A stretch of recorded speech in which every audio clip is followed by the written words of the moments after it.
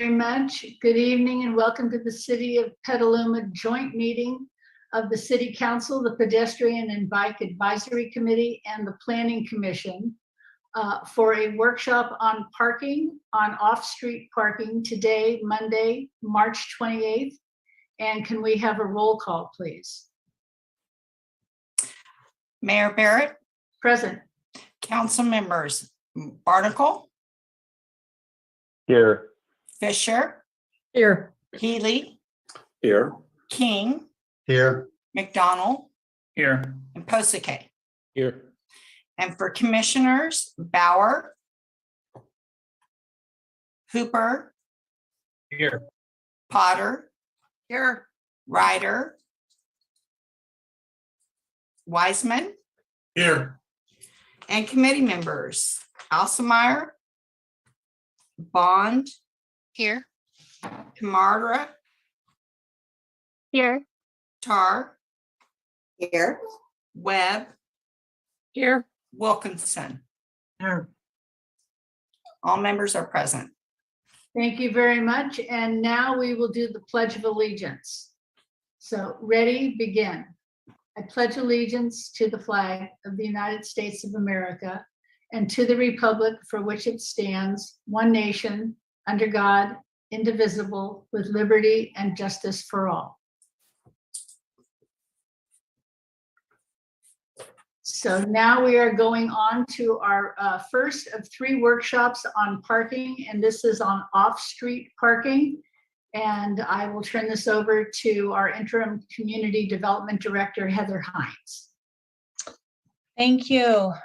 Good evening, Mayor Barrett, council members, Chair Potter and commissioners, and Chair Tar and committee members.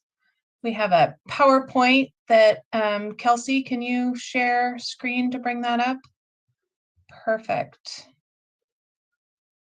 Great. So I'm pleased to be here this evening with my colleagues to begin a community conversation about parking. So given the breadth of this conversation, we're pleased to have all 3 of these bodies today for this joint session. We're kind of testing new waters by having all 3 bodies in one study session. So I'm looking forward to a lively conversation. Next slide, please. So this just is an overview of the flow of our conversation this evening. I'm going to cover the first 2 of these bullets, and then I'm going to hand it over to representatives from Nelson Nygaard to cover the bulk of the background and really dive into what parking requirements are, what they are in Petaluma, and how does that really sync up with our citywide goals, and then in turn what policies are available to us, and then back to you, Mayor, to really start that facilitation of discussion with the group in terms of what's the right mix of policy options for Petaluma, with public comment in there as well to get the community involved in this conversation. Next slide. So in terms of introductions, a lot of people in this virtual room. So again, thank you to the City Council, the Planning Commission, and the Pedestrian and Bicycle Advisory Committee for being here this evening. There has been quite a bit of staff work on this effort, including both planning staff and public works staff, and the team is here to try to respond to questions. Those things that we might not be able to answer off the cuff, we'll definitely follow up on. And a lot of, I think, what we are going to talk about tonight will kind of blend into future conversations we have as well. We also have Thomas Brown and Loris Mattern with Nelson Nygaard here tonight. Nelson Nygaard is an industry leader in holistic planning for all modes of transportation, and they have worked with a number of jurisdictions to look at parking policy, what fits the needs of the community, and kind of think outside the box. So staff actually was introduced to Lauren through a presentation she made on a parking policy presentation through MTC and started a conversation. I'm really happy to have them here this evening to help us with some of the background and context. And then, of course, pleased to have community members as part of this conversation and really help us think of both what might be on your mind, but what's on the community's mind as well as we start to talk about next steps. Next slide, please. So moving into the background, the reason this has come up is really in response to what staff has heard by the decision makers and members of the public at many entitlement reviews, so development review, when we're looking at projects. And a reoccurring theme is that projects are being designed with too much parking, too auto-oriented, and pointing out that this really doesn't align with the city's current goals, our climate neutrality by 2030 goal, our interest in utilizing alternative modes of transportation, focusing on pedestrian and bike and expanding transit. And so we have this kind of ongoing tension between projects that come before the city for evaluation and consideration and what the community and the decision makers want to see designed into a project. So here we are. We have had a number of departmental meetings to kind of talk this through and think about it through the different lenses of our different departments across public works, housing, economic development. We recently had an all hands discussion at our leadership team meeting to really get all parts of the city involved in discussing this issue. And then, of course, as mentioned, we've partnered with Nelson Nygaard to bring in some of those examples outside of Petaluma, things other jurisdictions did, things we maybe should be thinking about to help us decide which way to go. We have created a web page on the city's website that outlined a number of resources so that members of the public could really start diving in ahead of time. And this included a read, listen, watch list with different resources. So that's the background that started to frame tonight's meeting and tonight's objectives. Next slide. So we are seeing tonight as the kickoff of this conversation. We know we are not going to solve everything. We are not going to write a code by committee as we sit up here today, but really it's an opportunity for us to start talking about this topic, start getting feedback from the community and the board and commission members that are here today, so that we can start getting a sense of where the city wants to go with parking regulations. We also, much of the presentation is really going to illustrate some of the connections between off-street parking and other efforts citywide. We recognize that it's very hard to talk about off-street parking without talking about bike and ped facilities, without talking about transit. So while tonight's meeting is focused on off-street parking, we know that there is going to be overlap there. And really, ultimately, what we're hoping to get from this evening is feedback on a range of policy options that can then guide staff in updating the city's parking ordinances. Next slide.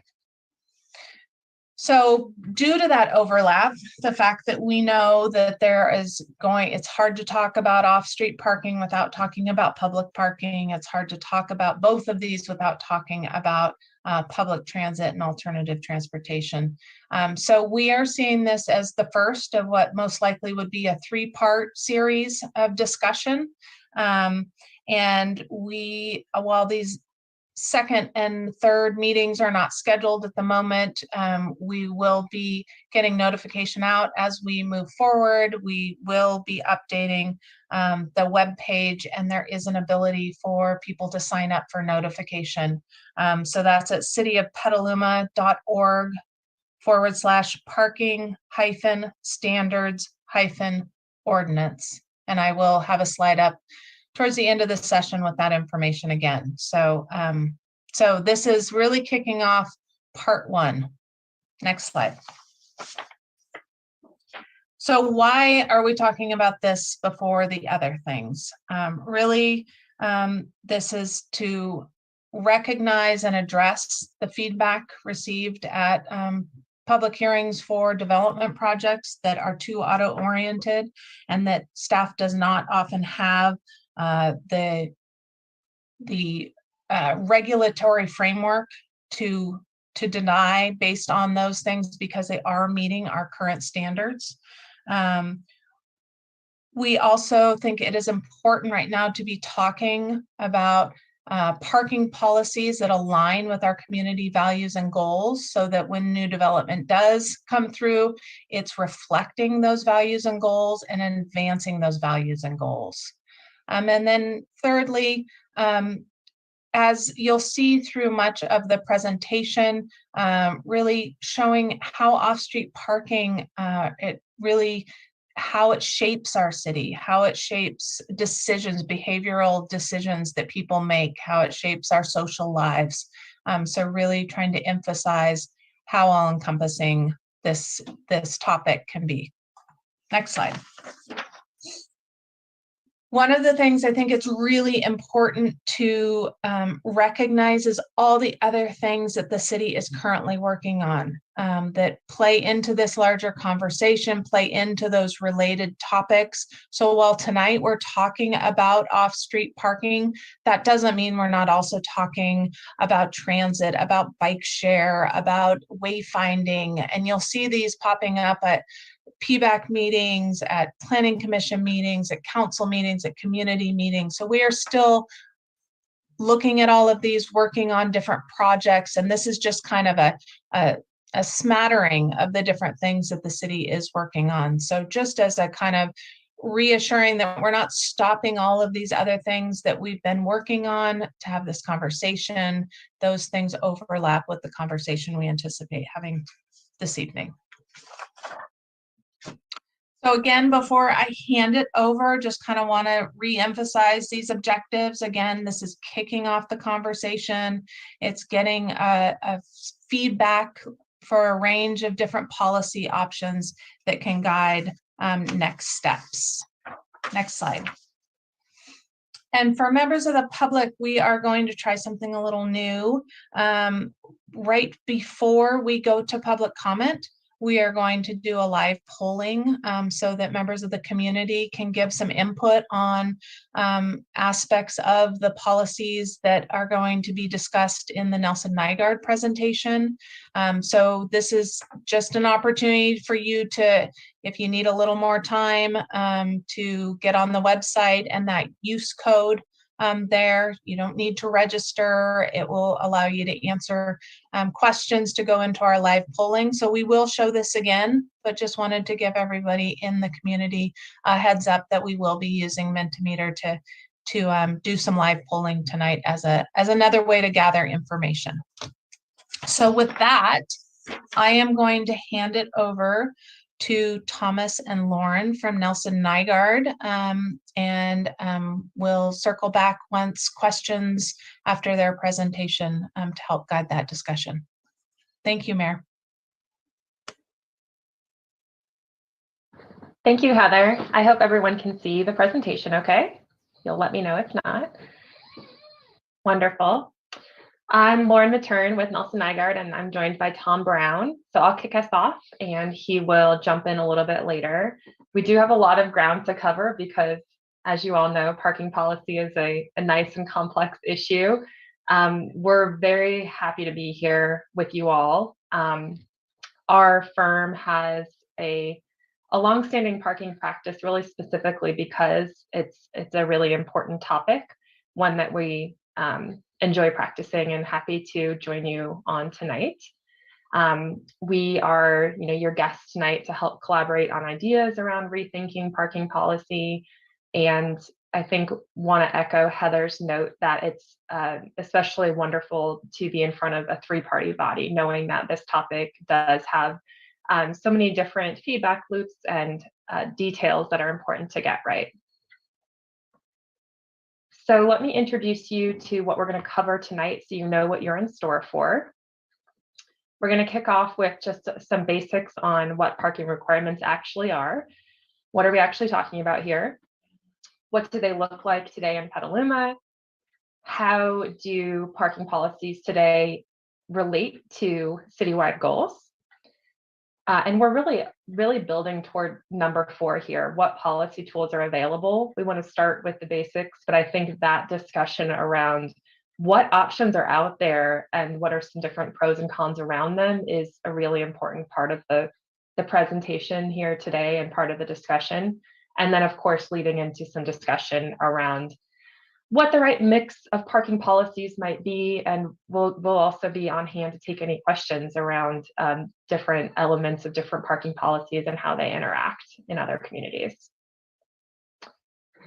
So I'll kick us off, and I want to start us with defining parking requirements, not because nobody knows what they are, but I know a lot of you deal with parking requirements every day, but it is a surprisingly technical and complicated topic sometimes, and there are so many feedback loops embedded in the details and the outcomes.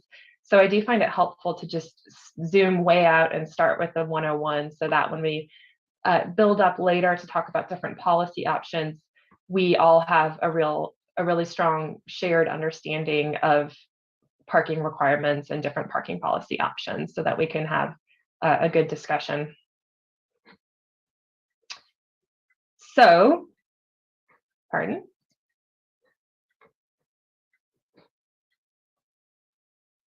Okay, just having a slide issue here. That's better. Zooming way out just to talk about the basics of parking requirements. Pardon, my screen is flickering on my end. I don't know if you all can see that. Okay. It's fine. It's fine, Lauren. Lauren, this is the mayor. It's looking fine on our end. Fantastic. That is what matters. Okay, and I since I'm interrupting you already, I just want to let all the participants know that we won't be interrupting you to ask questions. We'll wait until your presentation is done before the council, the commission, and the committee ask questions. Thank you. Fantastic. All right. Well, there's a little delay on my end, but I trust that you'll let me know if it drags, and I'll just continue on. Thank you. So in defining parking requirements today, we do want to level set and start with the basics, as I mentioned. As I think everyone here knows, today in Petaluma, any new development must include a certain amount of off-street parking spaces, and the details of how much parking is required are based on a range of parking standards. I think that's folks in this room are up to speed on that. And minimum parking requirements are by far the most common type of parking standard. That's just an important detail to come back to later in our discussion when we start to think about what other complementary options exist out there and some of the newer or evolving practices. So parking minimums apply to just about every type of property, and that is true in most communities, although as we'll discuss a little bit later on, that is changing in many, and that is certainly true in Petaluma as well. That parking minimums are the most common and apply to almost every property type.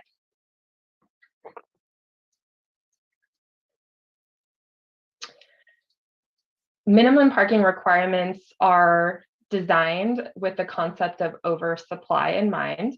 So what I mean by that is they are set at a number that is aligned with slightly oversupplying parking spaces as the primary goal. So it's just an important kind of note about how they're structured.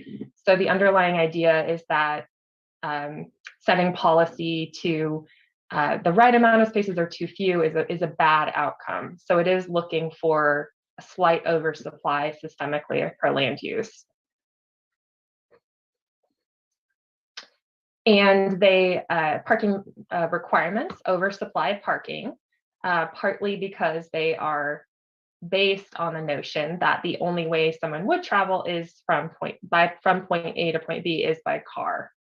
So that assumption is baked in to the premise of minimum parking requirements as we know them today. And this is, of course, where we start to get into some of the feedback loops. And I know that parking policy can absolutely seem like a chicken and egg discussion. Do you have the infrastructure first or the parking policy first? And I know that's a really important theme. But as these assumptions and changes around parking policy play out, they certainly do create a tricky feedback loop in that the more parking that's built, the more it shapes communities around driving and parking. As this slowly plays out, it does certainly make communities more dependent on driving, and that makes additional parking more and more appealing. So this is what I mean by feedback loop. I'm getting at the fact that the longer that minimum parking standards are in place, the stronger that reinforcement gets. And I know it can seem very difficult to take steps toward undoing some of those feedback loops. It's certainly a complex topic. So let's talk a little bit about how this feedback loop is playing out today in Petaluma.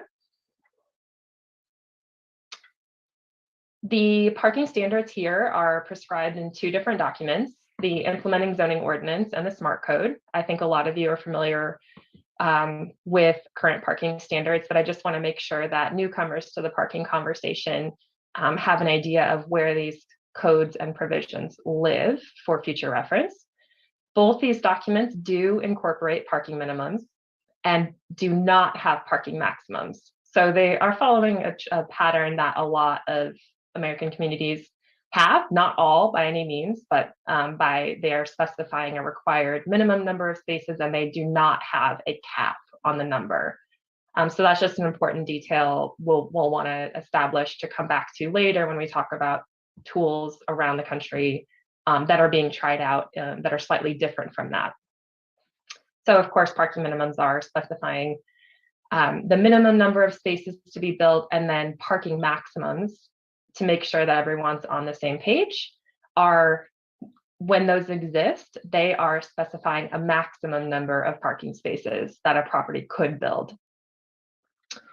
So the Implementing Zoning Ordinance, or IZO, is based off of slightly outdated metrics. And so you can kind of get a sense of the age of some of the ratios and metrics when you look through it and see things like 5 spaces per bowling lane. You get a sense of a little bit of the datedness of it. And it's also worth noting that bike parking is also tied to land use in the Implementing Zoning Ordinance.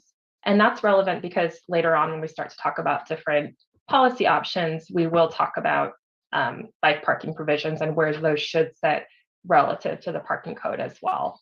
So I wanted to draw your attention to the body that sets that standard now. And so what we're going to talk about from here on out in this section is about the standards in both those documents and their relationship to some of Petaluma's overarching community values. So they don't currently reflect some of those overarching values and stated policy goals. And so we want to kind of do a little bit of an audit today about where the difference is, which parts do match community values and which parts don't. So going through, starting with the Implementing Zoning Ordinance. The Implementing Zoning Ordinance does implement the general plan, which is currently undergoing an update. And here on the screen are shown some of what the 2025 general plan update is currently offering in terms of, or excuse me, the 2025 general plan is currently offering in terms of parking themes. So they're shown here 1 through 8. These are some of the highlights of what it has to say about parking today. So a lot of these are great policies.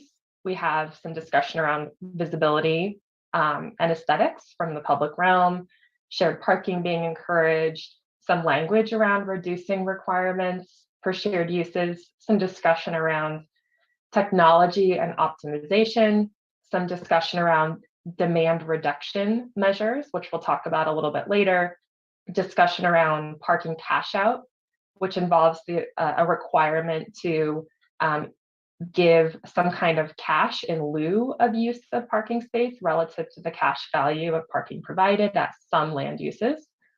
It mentions separating the cost of parking. That's really similar to the intent of number 6 here. And then the goal of generally managing on-street parking, which is a complementary topic, of course. And so these are some great policies, and we're going to go a little further into detail on some of them. As the general plan is in the process of being updated, this does provide a really timely opportunity to align policies and programs related to parking standards to the greater overall vision and goals for the city. Updates to existing requirements ahead of the general plan update would allow more agile action for parking reform. So although we're looking ahead, we do want to note there could be reason to have some interim parking reform changes as well.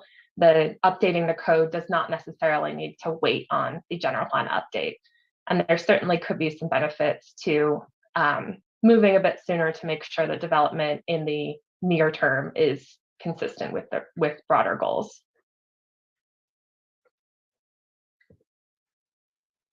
Next, let's cover the SMART code. As many of you know, the SMART code implements the Central Petaluma specific plan, and its outcomes or goals are slightly more aligned with city sustainability and climate policies. It does have slightly lower minimums, but still does not have maximums, as I mentioned earlier. So here are some of the themes from the Central Petaluma specific plan. It has a little bit to say about parking policy, encouraging shared parking. It does also mention installation of bike racks, and it mentions the goal of reducing reliance on transportation demand management measures. And that term, transportation demand management, is a bit of a mouthful. It is referring to any measure that reduces overall demand for driving or parking or car travel in general, rather than focus on the supply side, such as building more parking spaces. So now that we've summarized a bit about where minimum parking requirements sit in Petaluma Ordinance, let's talk a little bit about how parking impacts citywide goals. So let's get into some of those goals.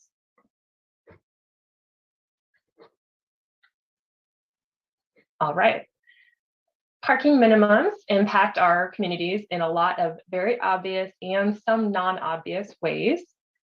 There are 4 primary ways that we've highlighted tonight in which parking minimums relate to citywide goals. And so these are the 4 themes we're going to look into tonight and investigate a bit further. There's probably a longer list as well. It really is an issue that has broad impacts in our communities, but these are 4 really big themes that we know are going to be important to our conversation tonight. Just going left to right to quickly introduce those, we will want to focus on the goal around vehicle miles traveled. Sometimes we refer to that as VMT, and related carbon emissions. So that's just referring to how much community members drive and how many emissions are created by that driving, as well as the use of non-driving modes. So that refers to walking, biking, transit trips, anything at all that is not driving. Number 2, we want to make sure we're looking at how parking minimums impact the amount and types of housing produced and the affordability of those units. We will also want to look at how it impacts community and health. And specifically, we're referring to the way in which parking spaces take up a great deal of area and push destinations a bit further from each other, depending on the magnitude of the minimum requirements. And of course, as that scales, some of those pushing of uses further away certainly does impact community character and health. And lastly, we'll talk about the relationship between parking requirements and economic health. So those are 4 goals we're going to hone in on this evening. So if you'll bear with me, to help us explain all of these, we are going to imagine 5 friends, 5 typical Petalumans. First, we're going to put ourselves in the shoes of renter Raquel over here.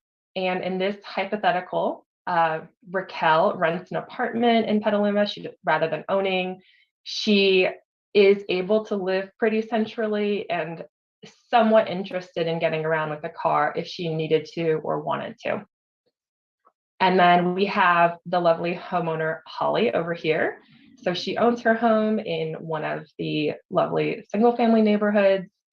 She's joined by shopkeeper Siobhan, who owns and manages a small business in central Petaluma. And then developer Demi, who manages development projects, we'll say mixed use projects for this example, and is reacting to the city codes that shape her projects and give her direction about what to build. And then last but not least, we have planner Pam. Perhaps some of you can relate to her. Of course, by planner Pam, we're referring to a city planner who's creating and interpreting city code for developer Demi and others. So just put yourself in these folks' shoes, and we're going to walk through a few examples of how specific people interact with the parking code today. We're going to just go top to bottom through those goals I mentioned, the 4 primary ways that current parking standards affect these citywide goals, and we're going to use those 5 locals to illustrate how it happens. So let's start with vehicle miles traveled and the associated carbon emissions. I think everyone here is more than aware of Petaluma's commitment to being carbon neutral by 2030.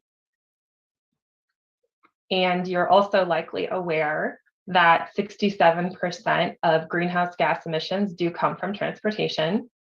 So there's certainly a lot of work to be done in our sector toward meeting carbon neutrality goals. And we're going to talk a little bit about why this has anything to do with minimum parking requirements next. So we're going to start with homeowner Holly. And so homeowner Holly has a little bit extra incentive to drive to the store because of parking requirements. When there is a lot of parking built, it just adds this extra incentive for her to jump in her car and drive to the store and for other trips.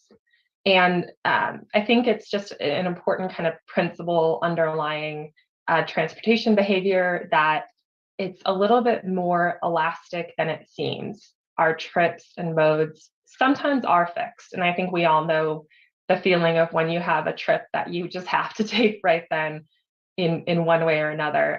But as we aggregate and look across broad groups, there is a little bit of choice and incentive behind the scenes that is nudging our behavior, even if we're not fully aware of it at all times. And free and abundant parking is certainly one of them. So in Holly's case, she kind of likes the idea of using different options, maybe a little nervous, maybe she'd be willing to try it occasionally, even if she can't jump all the way into, getting around by foot for all of her trips. But somehow driving and parking just become the default. When there is abundant parking, when all of it is unmanaged, she just finds herself kind of on autopilot and keeps driving and parking. And a lot of it is really because of the systemic oversupply and, of course, free. And it's not just Holly. When most people make similar decisions based on how parking requirements are set out, this just means that more and more driving happens. And of course, that's just more and more traffic. Vehicle miles traveled sounds like a very technical term, but it is nothing more than the sum total of how much we drive. And so these tiny choices that we're all making based on the relative attractiveness of our choices, when we do have a choice to make, do stack up to a higher vehicle miles traveled based on what parking policies we have in place.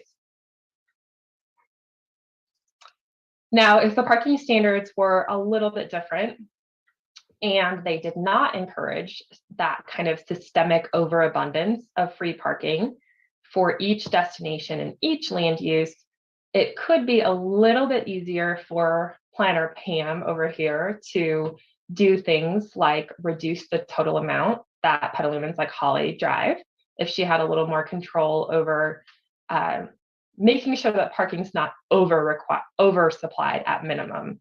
And so that would give her a little more control over reducing vehicle miles traveled. It would give a little more opportunity to build in details that make walking, biking, and transit more appealing. And again, that's because our choices for how we get around are always made relative to the appeal and ease of all of our other choices. Whether we know it or not, our choices are a bit related. And of course, both of those things greatly contribute to the ability and speed of achieving our carbon neutrality goals.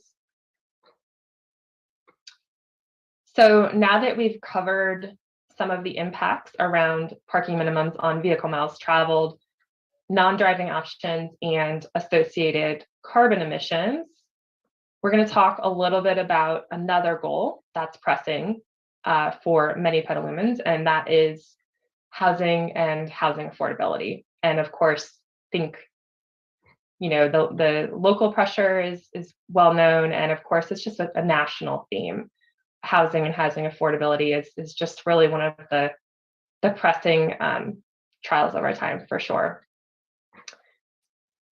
And I don't think it's a huge surprise to some of you, but it can be a big surprise to community members like Holly, the homeowner, Raquel the renter, or others.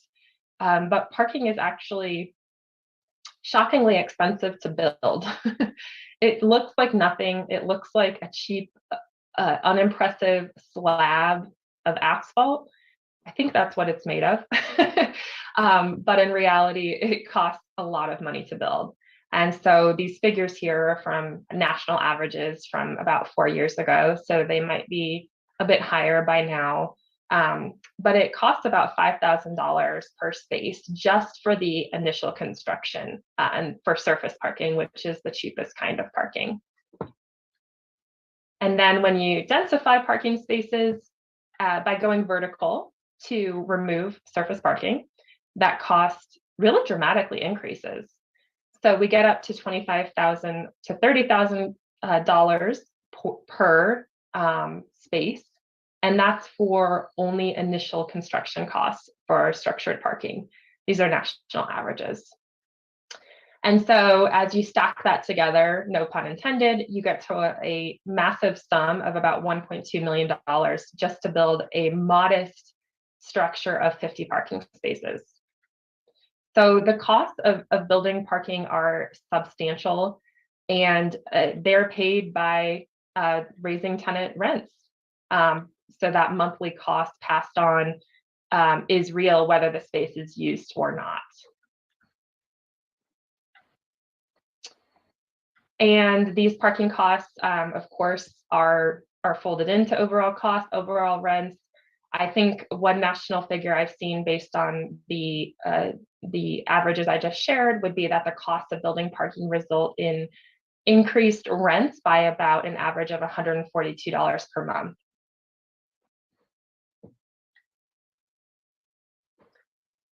So it's one thing to pay that cost if you absolutely need a car no matter what, and that is absolutely some people. But it's not 100% of everybody. So we know that some people don't need parking or can't use parking for whatever reason, or just need a little bit less. I think anytime we talk about parking policy, it's very easy to think in absolutes. In reality, a lot of us have fairly complex households and shared responsibilities for transportation, or our lives have different chapters which require different amounts and types of transportation. But we know it's certainly true that some people, either choose not to drive or can't. That could be people too young to drive, too old to drive, people who can't afford a car, folks with limited vision, and the list does go on. So meanwhile, with parking minimums in place, this is developer Demi over here. She could build, right now she's locked into folding those costs into every project as we discussed above. And if we lived in a world without minimum parking requirements, she could opt to build more homes. She could opt to reduce rents and have less parking in place on site per project. And that would be if she were able to either make different assumptions about how much parking is truly needed or encourage some percent of people to use less parking or no parking by providing different incentives. Or even she could provide less, even if all she was trying to do is right size and not oversupply parking. And if that were to happen, renter Raquel over here could choose to live in a unit that likely would have a little bit of a reduction in overall rent if it didn't have parking costs automatically rolled in by default. She could choose to find a housing option that better suits her lifestyle or her ideal, and her budget a little bit more, and not pay for that kind of multi-$1,000 car parking spot if she didn't want to, just giving her a choice amongst housing options.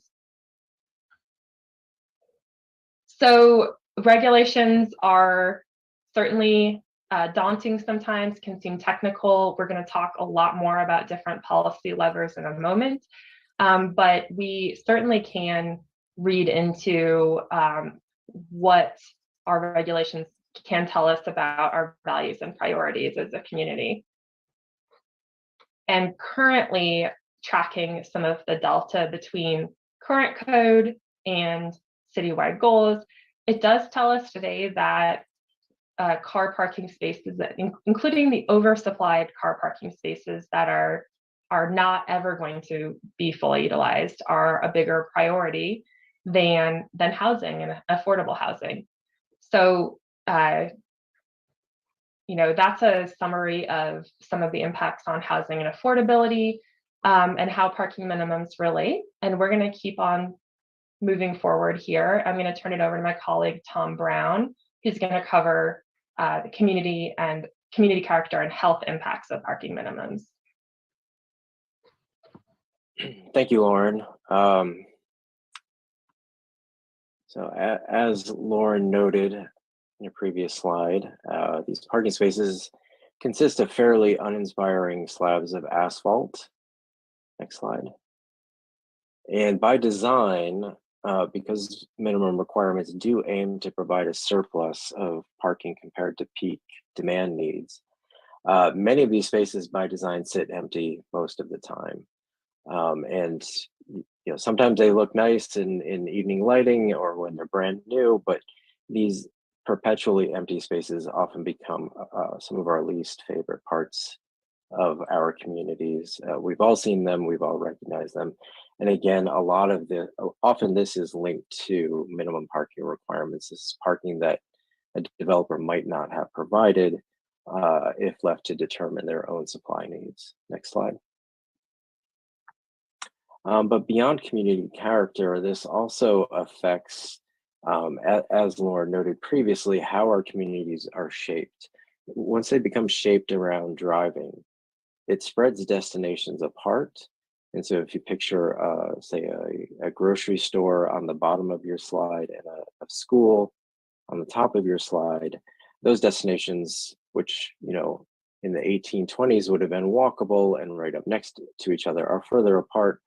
But more than that, next slide, the walking experience between those destinations is dominated by car traffic because that parking just induces more traffic.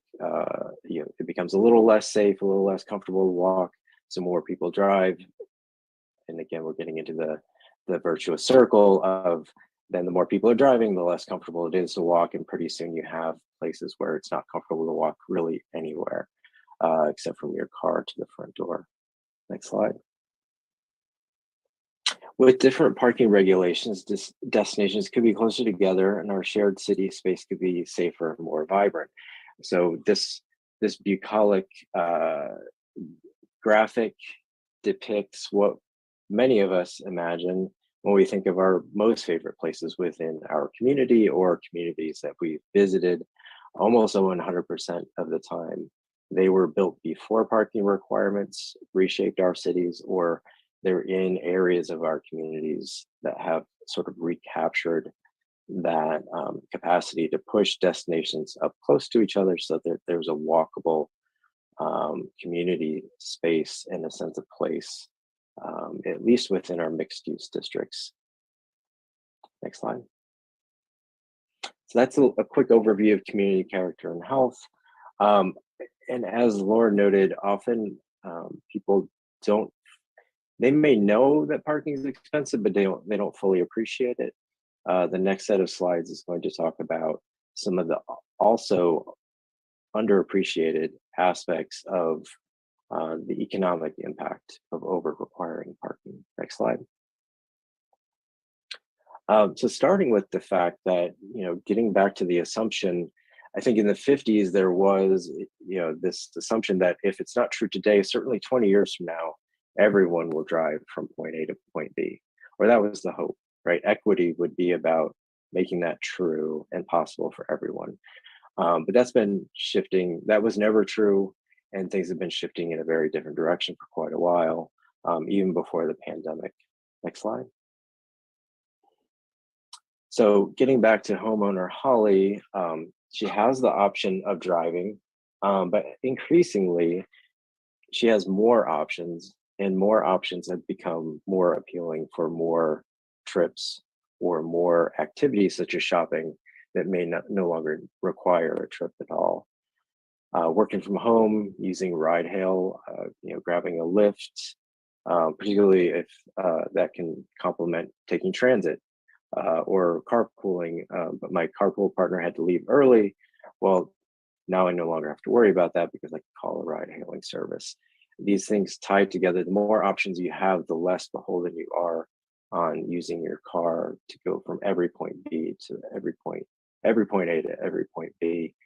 And one of the things that has attracted people to environments that offer these choices, thinking back to that slide of that bucolic, very active, very pleasant space within our community, those are the places where we have the most mobility choices. And increasingly, people are prioritizing living, working, and visiting places like that, in part because you can get there and you can get around those spaces without driving or constantly having to repark your car if you did drive. Next slide. So looking at shopkeeper Siobhan's experience, looking at these trends, realizing that more folks are walking to her shop or taking transit, or they parked at a different shop, but it's become a walkable district and they no longer have to her customers no longer have to take their car with them every place they go. She's realizing she doesn't need as much parking as she used to, and there are a lot more interesting things that she could add to the space that's no longer being used for parking to attract more people, to sort of tie into these trends of like, hey, I'm not just shopping, I'm hanging out, I'm waiting to see who else shows up. This is an experience. This is why I shop here, even though it's a little bit more expensive. Tying into those trends to stay vibrant, stay resilient is how our communities thrive. But unfortunately, typical minimum parking requirements are for the life of the building. So without flexibility, shopkeeper Siobhan can't add the taco truck. She must keep the parking spaces. Next slide. Because it's illegal to, once those spaces empty out, they have to sit empty in most cases. Next slide. And taking a bigger picture, all of this feeds into a city's, a community's bottom line. This is an image that captures this very well from St. Paul, Minnesota. The property on the left, whether required or not, built an enormous amount of surface parking. Again, may have been needed the developer may have provided that anyway, but it stands as an example of requiring and building using a lot of your property for parking compared to the site on the right, which is obviously mixed use, higher density, a lot less parking.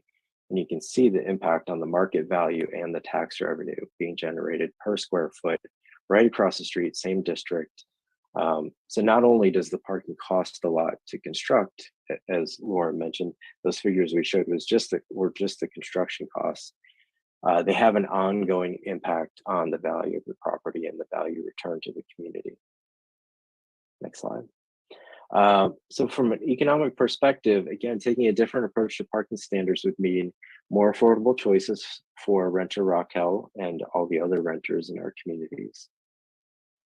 Next slide. More shops and restaurants for a Holly homeowner. So again, a stakeholder in our community, keeping Holly here when she's hearing about all these vibrant communities that her friends from college are telling her about. She's hoping that Petaluma keeps pace with that by offering more walkable, diverse attractions. And for shopkeeper Siobhan, more flexibility, and developer Demi, more simplicity in terms of understanding what parking is required and having more autonomy in terms of defining her own needs rather than interpreting parking standards that require parking. And all of this keeps our communities more economically resilient and generate more sustainable tax revenue for community services such as transit, complete streets redesigns, bicycle, and ADA accessibility studies that keep our communities accessible to everyone. So that's an overview of the last of the 4 lenses that we wanted to look through to understand the importance of really looking at ways to adjust your parking standards in Petaluma. The next section will go over the tools and general approaches that cities that are looking to address these types of challenges and opportunities have generally looked at and or implemented. So policy tools available to better align your parking standards with the goals that Petaluma has already identified for itself. Next slide. Starting with the simplest, this still makes headlines, although the number of cities that have done this, including places like Buffalo, New York, and Hartford, Connecticut, simply eliminating parking requirements. And what grabs the headlines is the first option, which is citywide, and just basically saying this is not going to be a function of our zoning code anymore. We're not going to require off-street parking.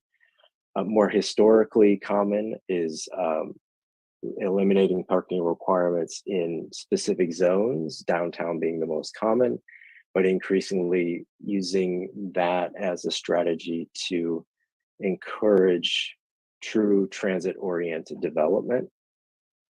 In other words, development that is not just next to transit, but is reflective of the value that that transit adjacency provides, and encouraging residents and tenants to take advantage of that transit by not over parking projects. One simple thing that cities have done is eliminating parking requirements in those districts, but also mixed use and high density districts, those walkable areas with a lot of mobility options, just sort of removing that insistence on parking and letting developers determine whether they need parking or not. Often historically common is, and often linked to a zone as well. So in downtown, office parking office development does not have to provide parking. That's been common in zoning codes as well. Increasingly, the sensitivity around the cost impact on housing has raised the importance and the value seen in removing park requirements for affordable housing, and also encouraging the dynamism of changing uses over time, especially in our urban districts. What was popular 5 years ago may need to become something else in order to reuse these retail spaces. And so taking the parking requirement as a barrier to that kind of reinvention of our city spaces off the table, and encouraging that kind of reinvestment has also become very common. And also scale. So whether it's 2,500 square feet or 5,000 square feet, projects that are below that and that often don't have a parking requirement, and that's often a sensitivity around making sure that infill projects are financially feasible. Next slide. Same options for reducing minimum requirements. So some cases you can fly a little bit under the radar if there's resistance to eliminating minimum requirements. You can do a study and look at your peers, or look at how demand is generated within your communities across different types of uses, and sort of right size is a common term for this. Right size the parking requirements. And again, you can do that citywide within certain zones or areas of your community, or for specific uses. And one option that's available here compared to eliminating minimum requirements is a transactional approach. So instead of reducing the baseline ratio of spaces per dwelling unit or 1,000 square feet of non-residential use, you can reduce your requirement by 3 spaces for every car share vehicle that you keep on site. Or if you build more bike parking than you're required, you can reduce your parking requirement by 10%. These are common examples of reducing the requirement in exchange for something that also reduces vehicle parking demand. Next slide.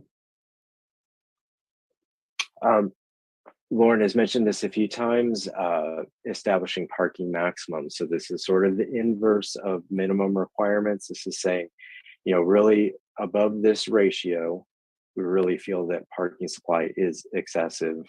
We don't want that many spaces sitting empty most of the time. And there are 2 basic approaches to this. I think originally more common was a fixed ratio.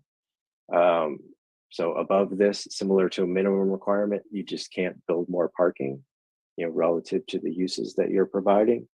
But like a minimum requirement, variances could be applied for, but for the most part, it's a fixed cap. What is becoming more common, I think, is, or what we've seen, is a flexible cap, a flexible maximum. And this is a bit transactional as well. You're allowed to go above the maximum if the parking that you provide above that is shared parking. So this can be very important in areas where you want to increase access to public parking versus private parking. And so you can set a maximum and above that, and that becomes an incentive to provide shared or public parking. Other communities have prioritized below grade parking or pervious parking. Or you can say, we need investments, commitment to mobility improvements or travel demand management programs to make sure that for the impact that we don't want from the excess parking, we're getting something that we do want. And one of the advantages of a flexible ratio is you can set those ratios a bit lower typically than a fixed maximum, which has to be set a little bit more conservatively high to ensure that you're not pushing development away from where you want growth. Next slide. Unbundling parking, this has been touched upon, but this is a very effective single change to your parking standards. It's not a ratio, it's not a requirement, it's not a cap, but simply saying most commonly for residential uses, but this can be applied to non-residential uses as well. Whatever parking you're providing on site has to be provided as an optional and separate fee. So I can get the housing, I can get the commercial space, I can also get parking, but I don't have to. And if I don't take the parking, I save money. And this is how we can address things like affordable housing through a single change to the zoning code. Next slide. Just touching on parking requirements, Lauren noted that we'd be discussing this later on, but one of the 2 simple changes that can be made to most codes, if this hasn't been done already, don't link the bike parking requirement to the auto requirement or the auto supply. So sometimes it's just a ratio of if you provide 10 car spaces, you have to provide 1 bike parking space. Really, it's important to decouple those because hopefully as auto parking needs are declining, you don't want to discourage access for bike parking. The other is to include bike design standards, bike parking design standards. So where is it located? How is it functioning? And most importantly, particularly if this is if it's generating bike parking demand among commuters, you want to provide long-term parking, not just a rack outside where bikes can get rained on and really discourage the use of that for commuting. Next slide. Update the parking ordinance purpose statement. A lot of the purpose statements in zoning codes are decades old and read that way. So this is a chance to update and say, this is why we have developed the parking code that we have today. And you can tie in those greater community objectives and goals such as climate emergency declaration and other objectives that are identified in the general plan. Next slide. Another simple adjustment to your parking standards is to say, and we touched on this before, a change of use equals no parking required. That way you encourage reinvestment in these spaces without the fear of triggering, well, now I need to find space for 3 more parking spaces. And I don't know that I'm going to get a variance, so forget about it. I've lost interest. Next slide. Consistent metric for parking calculation. Again, where you want investment, you want the right type of investment, make it easy, make it transparent what you want from developers. And one of these is to just really simplify the metric upon which parking requirements are based. So consistently use gross floor area or per dwelling unit and make it consistent across all the land uses rather than Lauren's example of bowling lanes, 5 spaces per bowling lane. Next slide. Inconsistent access and stall standards, consolidate parking design standards across the different codes that discuss these and define regulations, dimensions, access points, etc. Next slide. And again, touching on the smaller scale investments that you really want to make sure that you're not discouraging with your zoning code. One way you can do that is exempting small businesses from any kind of parking requirement. So a common threshold again being 1,500 square feet. So whether it's the taco truck or if you added a coffee shop space to the grocery shop here, that would not trigger its own parking requirement. And beyond parking, some of the things that can be encouraged, I mentioned some of these as ways to reduce parking requirements in exchange for things like car share. These are things that can be required or incentivized on their own as well.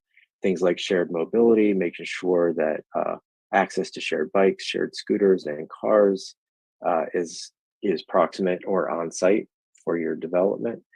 Or taking this a step further, defining a transportation demand management plan that typically goes with the life of the property. And these are things that you're doing to either improve non-driving mobility options or to discourage over-reliance on parking or driving at your property in order to manage demand and reduce traffic and parking that is generated by the uses that you've developed. Next slide.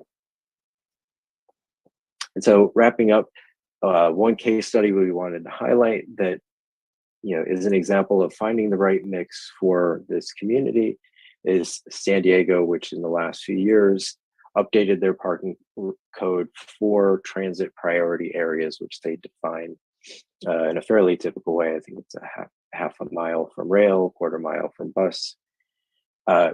What they've included is unbundling. So just for residential development, parking has to be unbundled from the cost of the unit. And for multifamily, there are flexible maximums. So there's no minimum requirement. And there is an example of a flexible maximum that's set pretty low, 1 parking space per dwelling unit. You can imagine if that was a hard cap, that might be pretty challenging, but it's a flexible cap. You can do mobility investments, you can put the parking underground, or you can build to a higher density to get more parking options. And this way they can signal, we really think this is one space per dwelling unit is about right, without letting that become a discouragement for investment in these transit areas, and signaling what they want in return if there is more parking provided. Next slide. So that's an overview of the policy tools. Again, there are more that are out there, but this is some food for thought. These are the most common directions that we've seen cities go in effectively updating their parking code. And that leads us to our discussion. And a lot of options, a lot of tools. Every city has to find the right mix. We're happy to discuss over the next few hours, provide more detail, more feedback, more opinion on these tools and how they've been effective in other places. And with that, I believe we're turning this back over to the mayor. Thank you for your attention. I know this has been long and not everybody loves to hear about parking all night like I do. Thank you for your attention. Thank you. And at least we were warned. And I'm sure there are many on this call who are very interested in parking. It's certainly been an issue in our community for quite a while. So I'm glad we were able to kick it off tonight.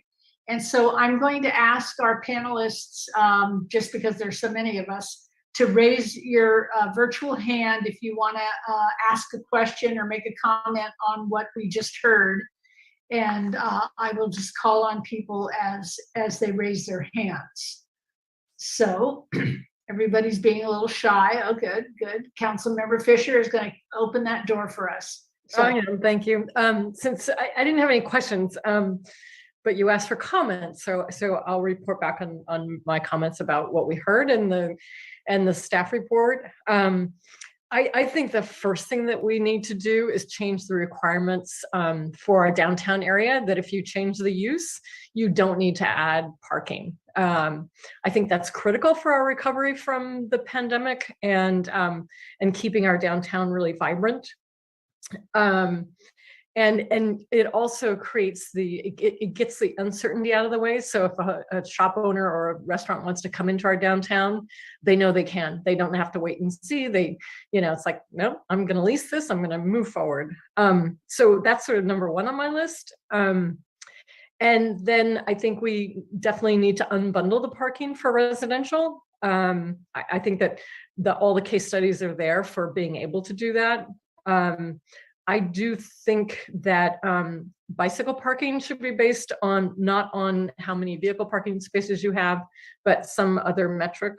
And then a question about other modes of transportation and providing spaces for those as well. So, how do you provide, how many car share spaces do you require? And, what do you do with cargo bikes? Do you have, because where cars are becoming different, the other modes are becoming different as well. And how do we prepare for those? I think that certainly exempting small businesses of under 1,500 square feet seems reasonable. I question whether we want to actually sort of do away with surface parking altogether. Are we really going to have a 3,000 square foot building that wants to come in an infill site and provide surface parking? It just seems so dated. But I realize that I'm going off on that. And then there's something, making our metrics more consistent in terms of the square footages. So, as opposed to bowling lanes having one thing and bars having a different thing, because I think it's going to be really important as we sort of vision what the future of Petaluma looks like. What we're hearing over and over again is that we need to have flexible spaces, and that what might be today, somebody living on a first floor and having an artist studio and being able to sell that art might be tomorrow a coffee shop. And because of the uncertainty over uses and shopping habits and all the rest of it, we know we need to create community spaces and keep those future spaces that we build, particularly on the first floor, incredibly flexible. And then the consistency of design, as was mentioned too, the need to make it consistent in terms of what size of parking space we're going to require when we do. So I think that's all I had in my immediate comments. And I do think that we should do away with parking requirements. I realize it's a little scary to go beyond perhaps, our TOD areas. And I don't remember, maybe planning can remind me of what the distance are of those around our transit stations. I can't remember whether it's a half a mile or long or more.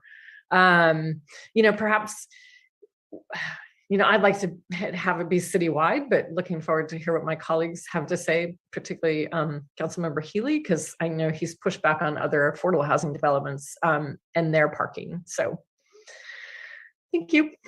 Okay, before I let you go, I just want to get a little clarification on some of the aspects of your little list you had there. You started out with change the downtown area requirements. And I'm just wondering if the rest of your comments, except for the ones at the end where you started generalizing more and being more specific, were basically meant for the downtown area when you said things like unbundle parking from residential, or did you mean that throughout town? Biking spaces, doing away with surface parking.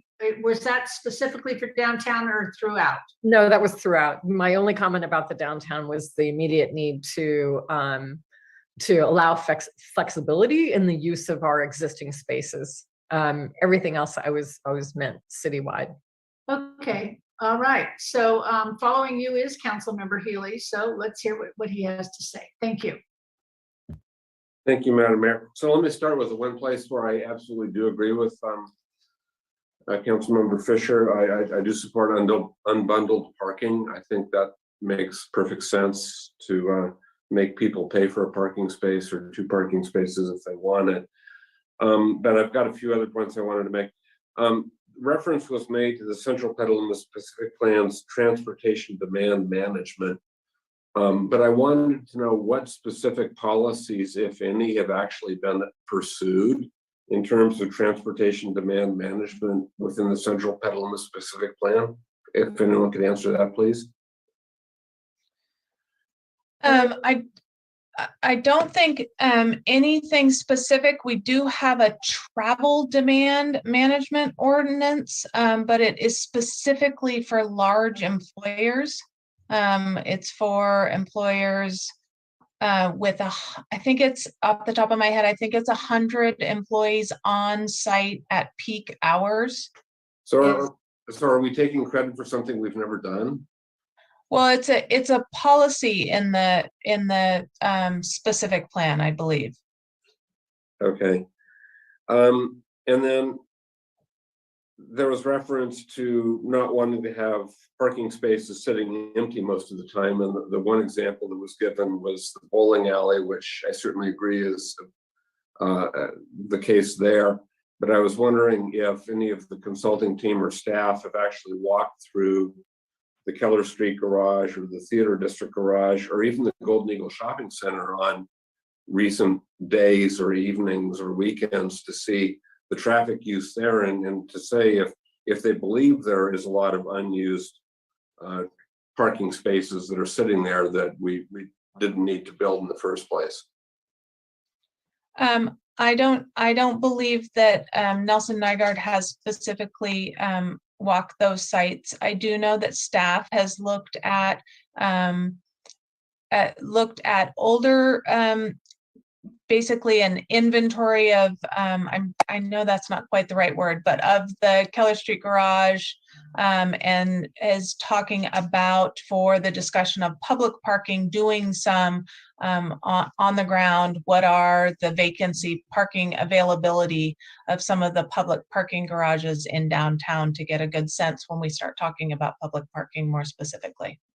Okay, thank you. I think when you actually do the work, you'll find that there's not a lot of vacant parking there, either at daytime or on weekends or in evenings. And the Golden Eagle, ironically, which we always talk about as a redevelopment site, is really supporting the parking needs for the rest of the downtown, because people park there who are walking into the core of downtown and not utilizing the businesses in the Golden Eagle Center. I wanted to disagree with Councilmember Fisher on one point with respect to downtown, and the city manager was kind enough to find for me the resolution of intention from 1984 when the Keller Street Garage Assessment District was formed. And I thought that was because there's a map that's associated with that some people have, I'm sure, have seen, that basically says that if you're inside this assessment district boundary, you don't need to provide any off-street parking. It turns out that's not in the resolution for the assessment district. It's actually included in our zoning ordinance. It's section 11.035. So that's something we could change if we wanted to. I guess my concern, the Keller Street Garage has worked reasonably well over the years, given a lack of substantially changed circumstances. But one thing that I think that the prospect of Amy's Kitchen moving downtown raises to us is that if there's a substantial intensification of use in an existing building, that could blow up downtown parking. And if Amy's wants to bring 60 new employees to downtown, you know, I don't see downtown parking surviving that. And it's not that I'm not trying to pick on Amy, because I think they want to do the right thing, and I know staff has been reaching out to them about that. But there are several other buildings in the downtown area within that assessment district that you could point to. The old bank building where the antique shop recently went out of business, the Seed Bank building, another old bank building. Those could also become very intensive employment centers without any requirement for off-street parking. So I think we should consider requiring some kind of off-street parking if there's going to be a substantial intensification of use within a building in the downtown core. And then kind of getting to the bigger picture here, in terms of parking minimums and parking maximums and the like, I guess my feeling is that if we're approving housing and other uses, those uses should have parking sufficient to meet their needs. And that doesn't seem to be part of the conversation here. It's like once you get your approvals, you're good to go, and it doesn't matter if the actual parking need is higher or less than what you've been approved for. And so when Councilmember Fisher referred to the Midtown project, yeah, I voted against a grant application support for those guys because I thought that half a parking space per unit was unrealistic, and they just want to externalize their parking needs on the surrounding neighborhood. And you know, Midtown declined my invitation to say that a half a parking space was going to actually park all the tenants in their units. So that might be a paradigm shift that we want to talk about. Anyway, I'll leave that there at this point. Thank you. Good. It's interesting to start out our conversation with a whole range of views on this. So this is good. So Council Member, King. Thank you, Madam Mayor, and thank you for the presentation. I guess I'm going to start out with a question. If one of our options that was presented in the staff report was to do away with parking minimums on new development. So my question is, what would replace that? Direct negotiation with the planning department and continuing negotiations as the project goes through planning commission and city council? Because if that's the case, that seems to be what we're doing now, to be dealing with reality, is these projects come forward and there's some discussion about how much should go in, and parking gets taken off the street. Sometimes parking gets added into garages. And I personally think the flexibility that is provided from that to work on a case-by-case basis, to the extent we're legally permitted to do that, is probably the best approach. And I say that because parking not only affects the new construction and the people that might be living there or working there, but it affects the adjoining neighborhoods, if there are adjoining neighborhoods. People tend to, if they're driving, people will find a parking spot. And if they have to find it in an adjoining neighborhood, that's where they're going to go. And that impacts the neighborhood. So I think if we, requiring a minimum amount, it doesn't work some of the times. I'd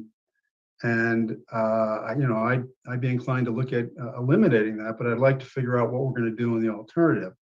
And I like the concept of just looking at each project, looking at where it is in the city, and then having that discussion about the type of parking that's required within our planning department, and having it come forward to the commission and to the council.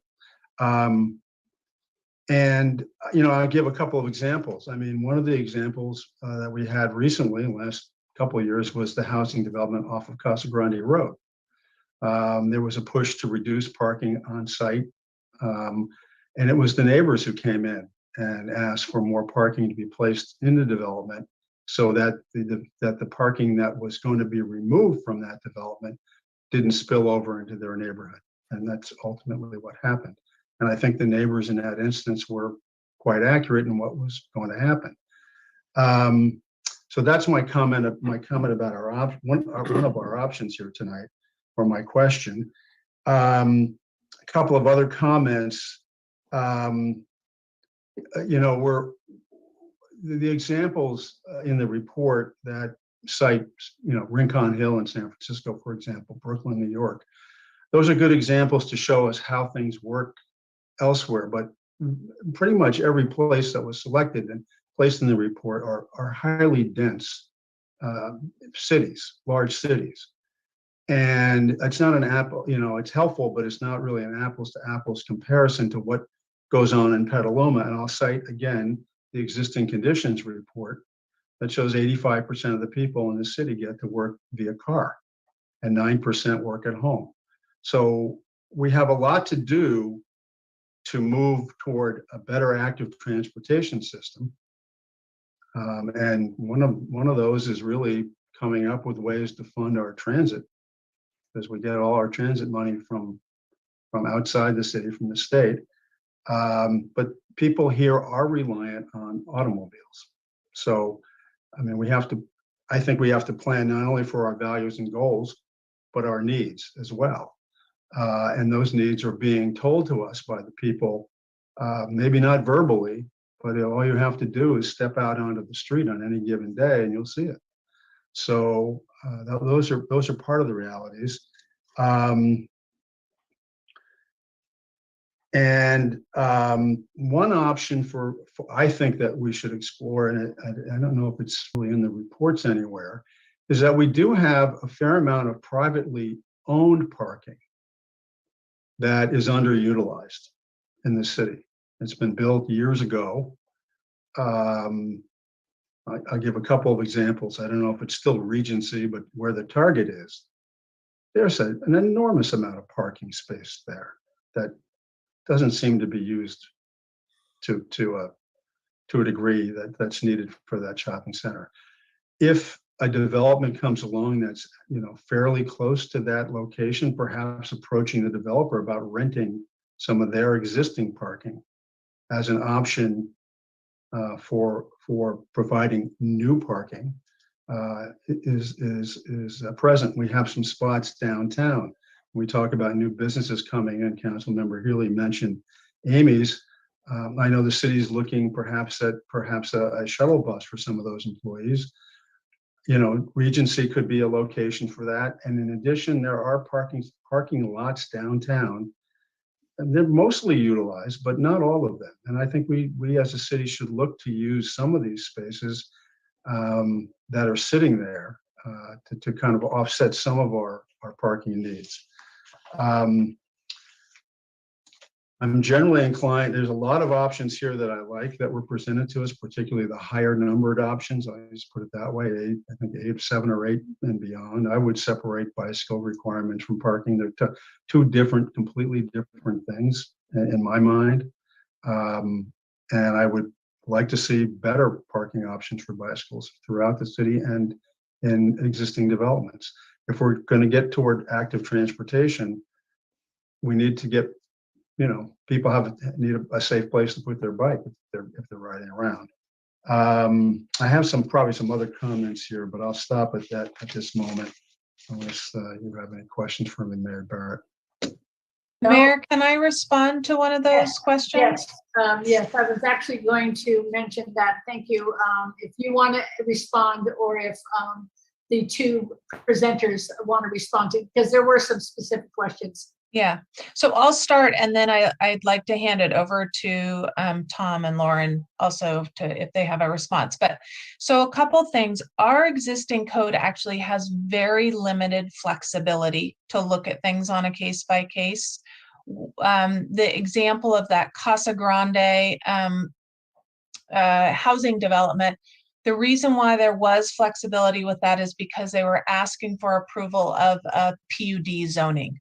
And so when you do have a PUD zoning, you do have more, it is creating a unique zoning with specific development standards for that development. So in that case, yes, there was an opportunity to look at parking differently when there is a PUD. But on a general, if something's just coming in, let's say for a site plan and architectural review, there is very little flexibility within our code about parking. Another thing that I think is really important for us to be thinking about is there's more and more streamlining and references to objective design standards for housing projects. And so absent objective design standards one way or the other, we won't be, just going on flexibility to have a conversation on some of these projects that could be problematic if we have more and more projects coming in that the only thing that we can apply are objective design standards. So something to be thinking about in that case. Tom, do you have any response to any of the questions or clarifications or food for thought on anything that Councilmember King brought up? Well, I'll just say a couple of things on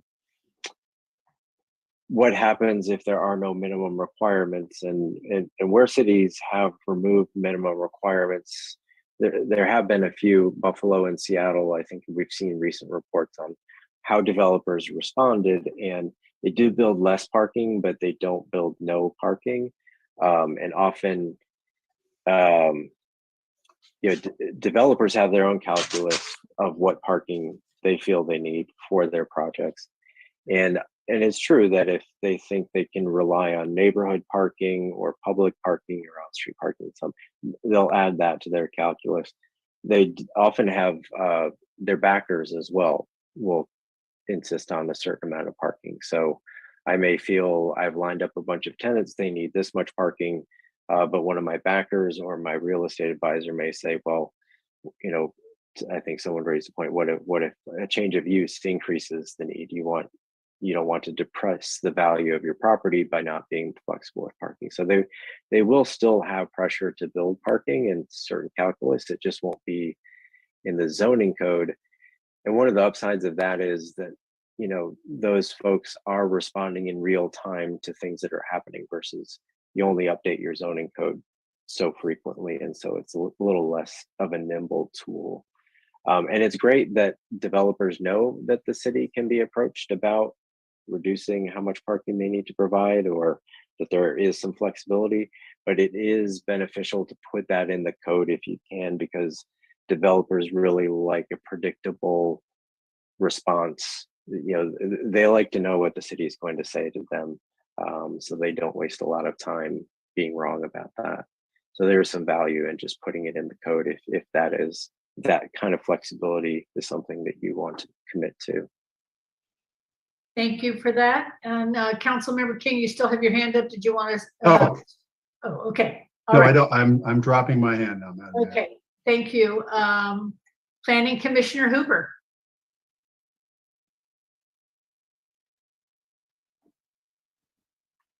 Thank you. I had a list of my own, but I did just want to start out with two things. One, it would be really helpful if we remembered in these discussions that the city of Petaluma is more than the downtown area. And also just remember that the goal of this is to really shift people's perspective away from using the amount of cars that they use. Hopefully we can help steer people's behavior away from where they are now. And while yes, you have to provide alternatives, you also have to reduce options to meet that goal. So I would very much like to see us flip the script when it comes to parking requirements. In Planning Commission, we are often fighting tooth or nail just to get folks to reduce the number of parking units they put on a site. I would like that discussion to flip entirely to justifying the parking that they are providing in the first place. I would like us to have to completely get rid of our parking minimums.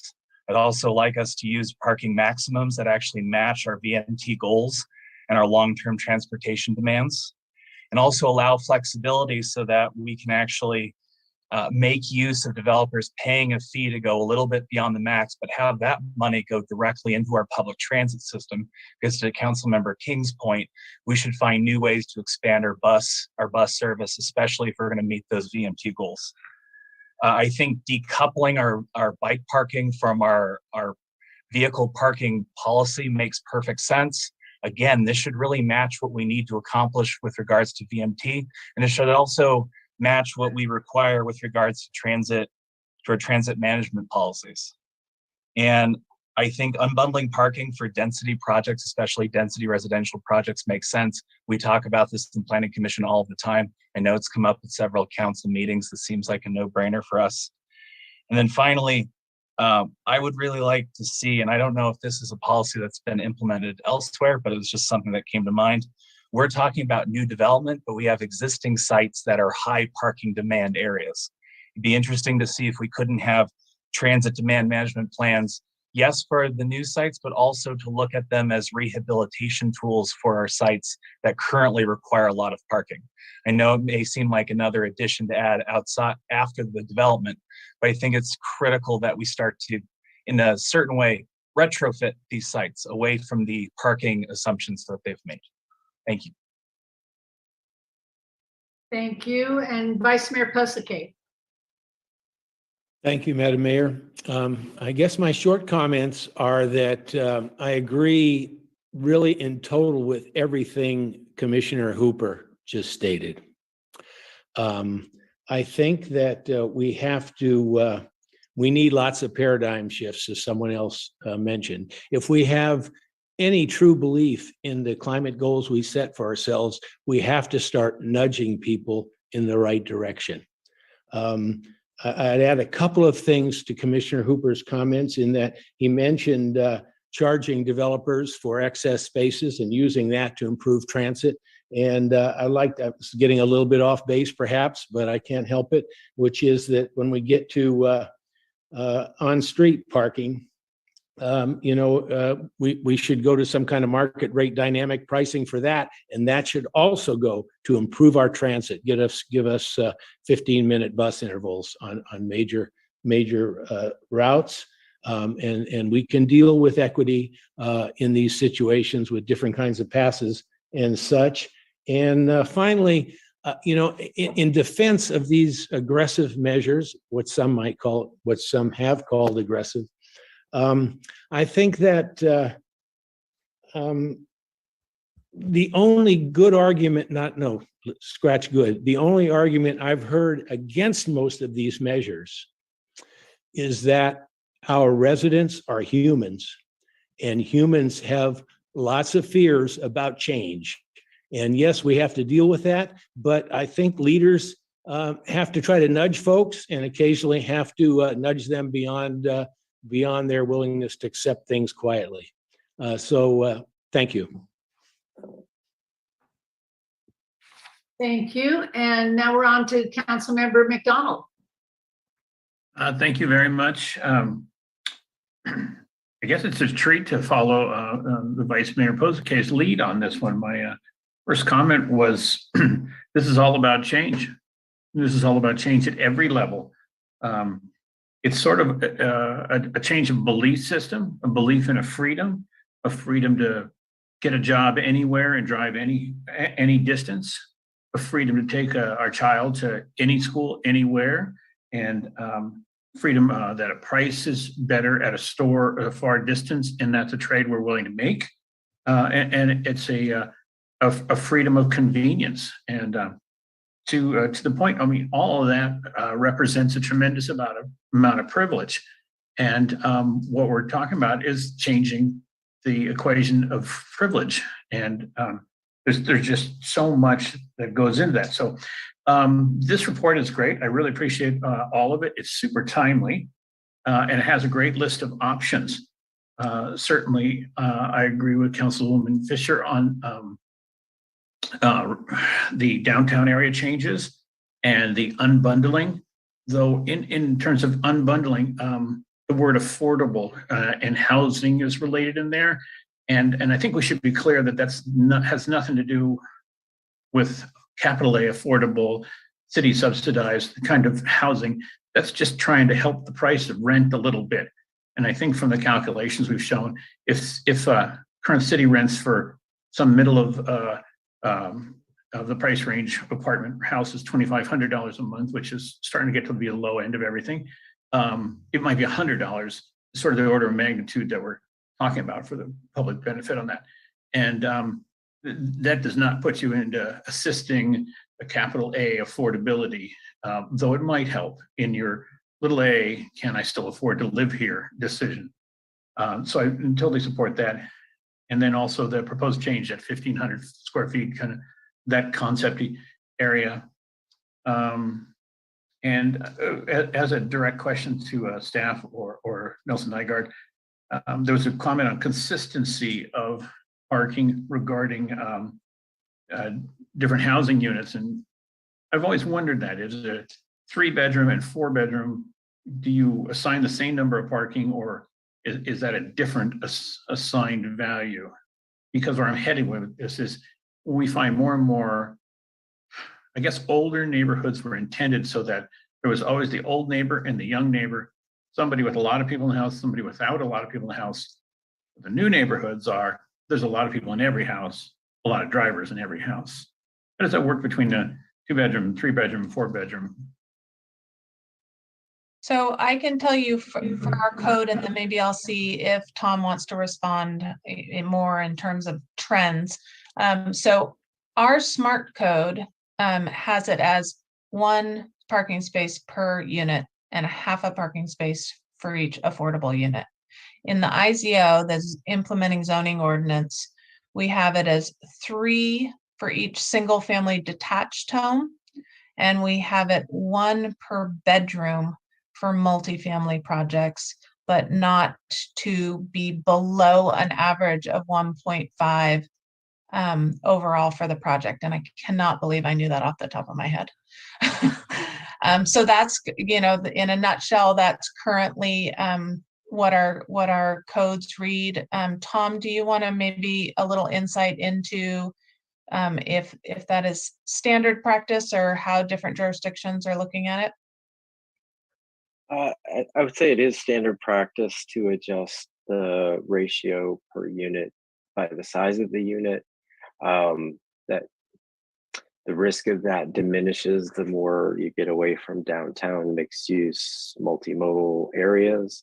But it's still, my preference is to see a simple minimum, and at a minimum, it sends a signal of, we want something different, or this is an area where we think you may not need it, more than 1 parking space per unit, however the size of the unit, or your 3-bedroom unit may have 2 kids, 3 kids, 4 kids in it at one point, but it may just have 2 people in it 10 years later. We're not going to predict how much parking you need over the lifetime. So at a minimum, keep it very simple. You may want to be more flexible with your maximums for larger units. Again, being sensitive to not pushing development and investment out of areas where you want it. But that's only with a hard cap or a fixed maximum. Again, if you have a flexible maximum, you can set that pretty low, again, sending that signal that this is an area where we would like to see reduced dependency on personal autos. If you need more parking, then maybe you can provide that as shared parking, or you can provide car share as well to try to reduce other units' need for parking. I'm good with eliminating minimum parking. I don't believe it'll have, I mean, it fits all the city's agenda and goals, but I don't believe that if it's the developer's agenda, I don't think they'll eliminate. And so I think there'll always be a fight to push up. So if we have no floor, that's just fine with me. I would like, when we make comparisons, for the comparisons to be for cities similar to Petaluma. I know you mentioned the Seattle, and you mentioned San Diego. These are all million plus cities. And Petaluma is only 50, 60,000, and we have a urban separator that we're not bleeding right into the next town. So I would love to hear success stories that are similar to us. I did want to credit Petaluma's councils and planning commissions past who put in bike improvements at commercial developments and such that their businesses had to have showers for bike commuters, as well as proper bike parking. We have a pretty good system in that front. And if we change to thinking people are biking downtown, will we enforce bike showers at Amy's or other downtown conversion spaces? Or will we have that allowable downtown conversion waive that rule as well? I mean, think the way we look at the housing growth in Petaluma, it'll be 90% in the core of town. And so all these things we're doing are basically the growth area. We're focusing on where the growth area is.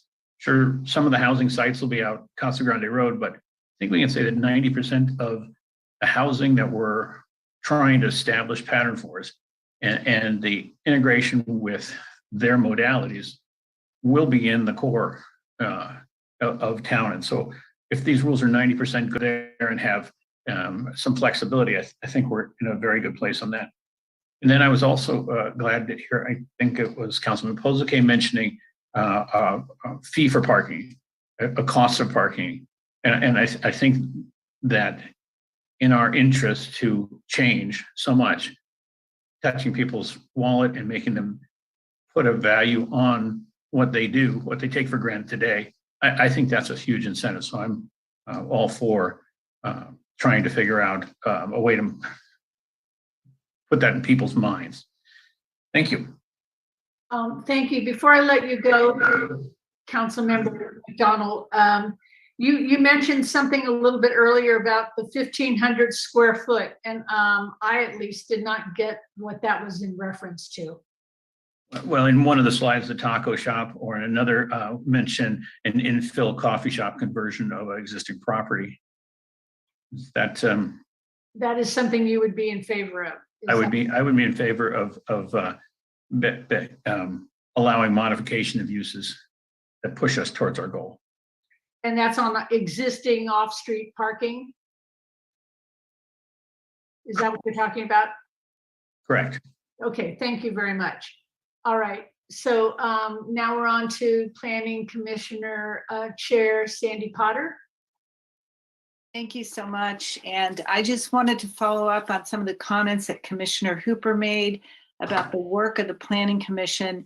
And just to point out that the parking ordinance as it exists today is making it difficult for us to fulfill our vision for our community. In fact, the ordinance was developed really before transit-oriented development was a concept, before we had the SMART train, before we had the focus on density, and even to point out that state law now is allowing for some kinds of housing and accessory dwelling units to go in and mandating that we not provide additional parking for those units. And so I think that this is a very timely discussion, and we are in a place where we need to do a balancing between kind of the old pattern of development and old patterns of behavior with really a new reality. And it's not just a philosophical one, and it's not just about climate change. It's really about what people want to change their patterns of how we move around in our community and the quality of life in our downtown core, as well as the whole community. So with that, I think that we've had a good discussion about changes to the minimum parking or implementing maximums.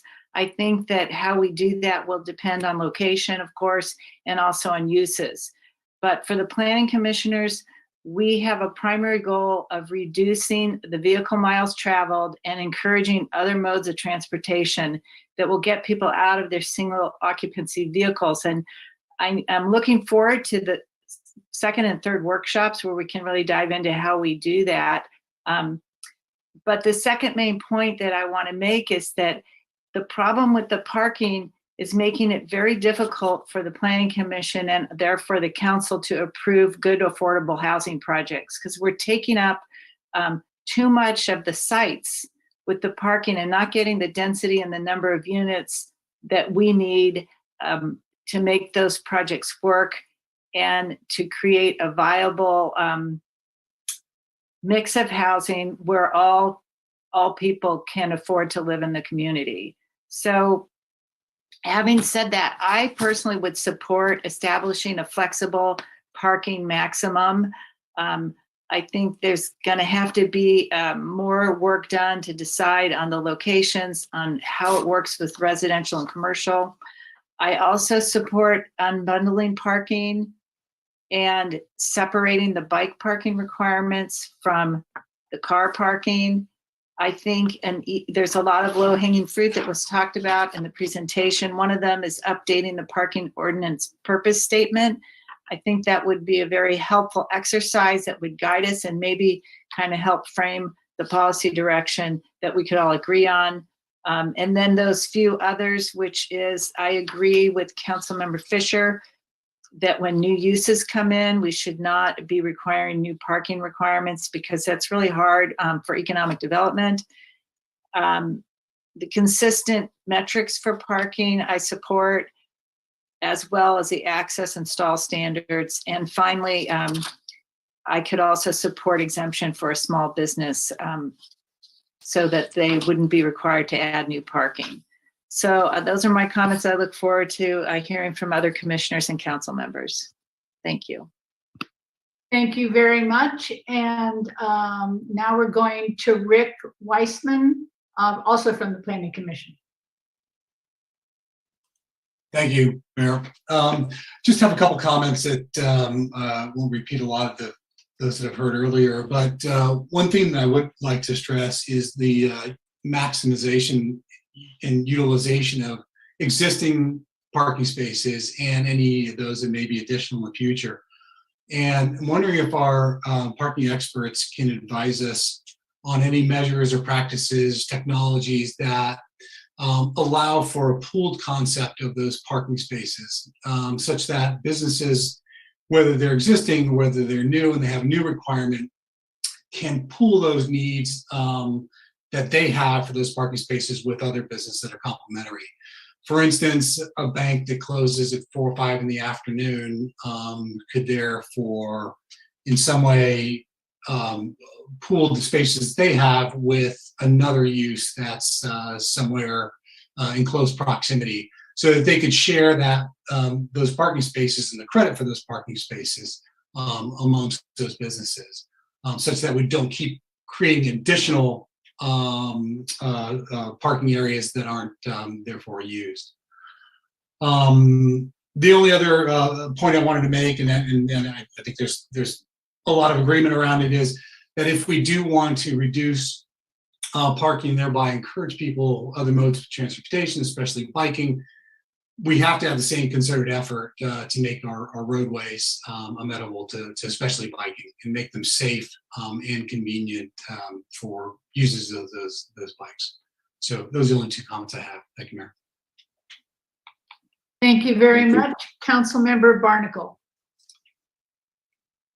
That is a tough act to follow, Commissioner Wiseman. I couldn't agree more. I really appreciated at the beginning of the discussion when Heather and then throughout the presentation, we heard that this is, one siloed look at a much larger system. And we need to look at things like street safety if we expect people to use their bikes. We need to make it a priority in the way that we have it. Wayfinding, I think, is another thing that just adds in, and then the transportation demand management and things like shared mobility, micro mobility, van pools, things like that. Those are all viable solutions that we just haven't really done anything with. So even while we have policies in our central Petaluma specific plan, if we don't implement them, we can't say it doesn't work here. We didn't try it here. So, my other opening comment is that it's a lot harder, or it's a lot easier to confirm fears than it is to confront them. So when people start saying there's not going to be enough parking and what are you doing with Amy's coming into downtown, it's a lot easier for us to confirm those fears and say it's going to blow up parking in downtown. There's not going to be any parking and you're not going to be able to go down there and nobody will be able to see it. That hasn't happened. I haven't heard too many stories, too many case studies, and maybe our next session we could have case studies where people got rid of too much parking in a suburban community and all of a sudden there was none left. Because I haven't seen those, and I am a student of urbanism, I would consider myself. I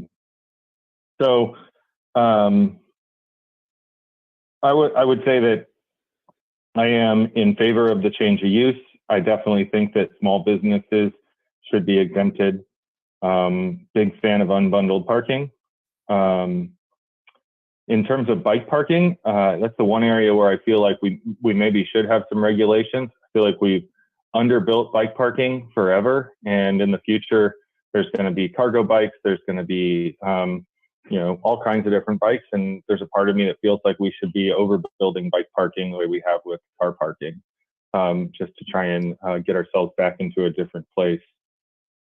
I am generally in favor of getting rid of parking minimums, probably citywide, but potentially establishing parking maximums in certain places. In terms of garage vacancy, to Councilmember Healy's points, I haven't done it for, let's say, about probably 3 months now, but I like to, one of my favorite views in town is from the top of the First Street and D Street bridge, parking garage.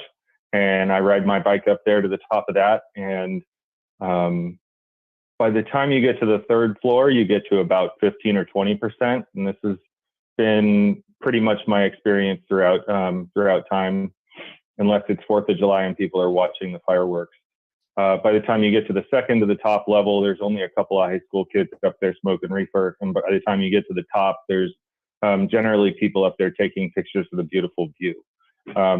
I've actually wanted to have a concert in that parking garage. I think it'd be an awesome place for a big concert because it's very underutilized. I think we do need to have wayfinding. I think we should start encouraging paid parking. When I look at the reviews for the Keller Street garage, the comments are, it's free parking and you can't beat that. It's free, can't beat that, and it rarely reaches capacity. These are the comments about the one that everybody says isn't possibly used or doesn't have a capacity. It does, and we need to just start encouraging people to go there, because if people have to drive around the block 3 times to find the parking, that can make them feel like there's not parking. But if we have better wayfinding that says this way, there's open parking right here, they'll get there sooner and they won't be so frustrated by the time they get there. And then, in general, we just this is a time we're not planning for the lifestyles that we have today. We've got to be planning for 30 years from now. People complain about parking and they complain about traffic right now, and we have over $100 million in backlogged road maintenance. Are we going to keep going in that direction, or are we going to actually look at the fiscally responsible thing to do? Again, I totally agree with Commissioner Potter. leave climate out of this. This isn't about climate. This is about what we can tolerate as a city financially. We can't just keep building for cars. It's a really bad use of our resources, and we should be doing everything we can to, reduce vehicle parking at the destinations and making it safe for people to get there by choosing a different way. Thank you. Thank you very much. And now it's Nicole Camarda and from the PBAC group. Thank you. Thank you, Lauren and Thomas, for the presentation. I really like the idea of exempting small businesses from parking requirements and doing away with minimums, and also unbundling parking. I appreciate Councilmember King's comments, his creative ideas on the private parking lots. And I know I've seen that done, for example, at Butter and Eggs and other like city fairs where we're using opening lots for parking that aren't usually open. And I also like Councilmember King's idea of pushing for transportation funds. I hope we could use that for improving city bus and adding shuttles. And I agree with Councilmember Barnacle that we should be charging for off-street parking when we can. I have a concern that we're doing a disservice to the future of our city and our community if we continue to make decisions based on the data point that people are driving in their cars and making single occupancy trips, and only 9% of people are working from home, because I think the decisions will just reinforce that practice. My heart in this work is around active transportation and cycling and multi-mobility. So I, of course, love the shared mobility ideas and looking at new metrics and considerations for bike parking. Also make it really easy for city staff or for businesses to create bike parking, make that process simple. And that being said, I think it's absolutely necessary that street safety becomes a top priority for our city so that we can facilitate these changes. And my last comment is I don't know how a lot of this works, but I would want to be really clear or make it really clear when these policies are amended, if there could be concessions for developers, like what would trigger that, what would that look like and why, and if that's money, how that would be used. Thank you. Thank you very much. And Jerry Wilkinson from PBAC.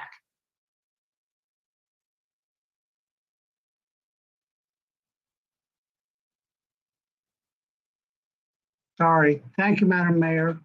And thank you. It was a great presentation, a lot of information. Thank you very much. I want to especially thank Council Members Fisher and Pusgay and Barnacle.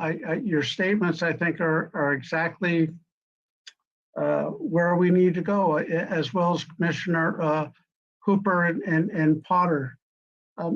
As I understand it, the goal is to get carbon neutral by 2030 and to get away from the auto-centric.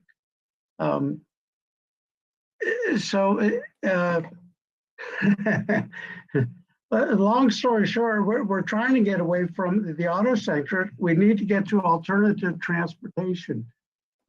Instead of using cars, we need to be using bikes and public transit, shared transportation, bike share, car share, all these different things. And so there's a lot of things in here that have already been mentioned. The unbundling, the ratio to cars and bike parking, the small businesses not having to alter their conditions as they move in.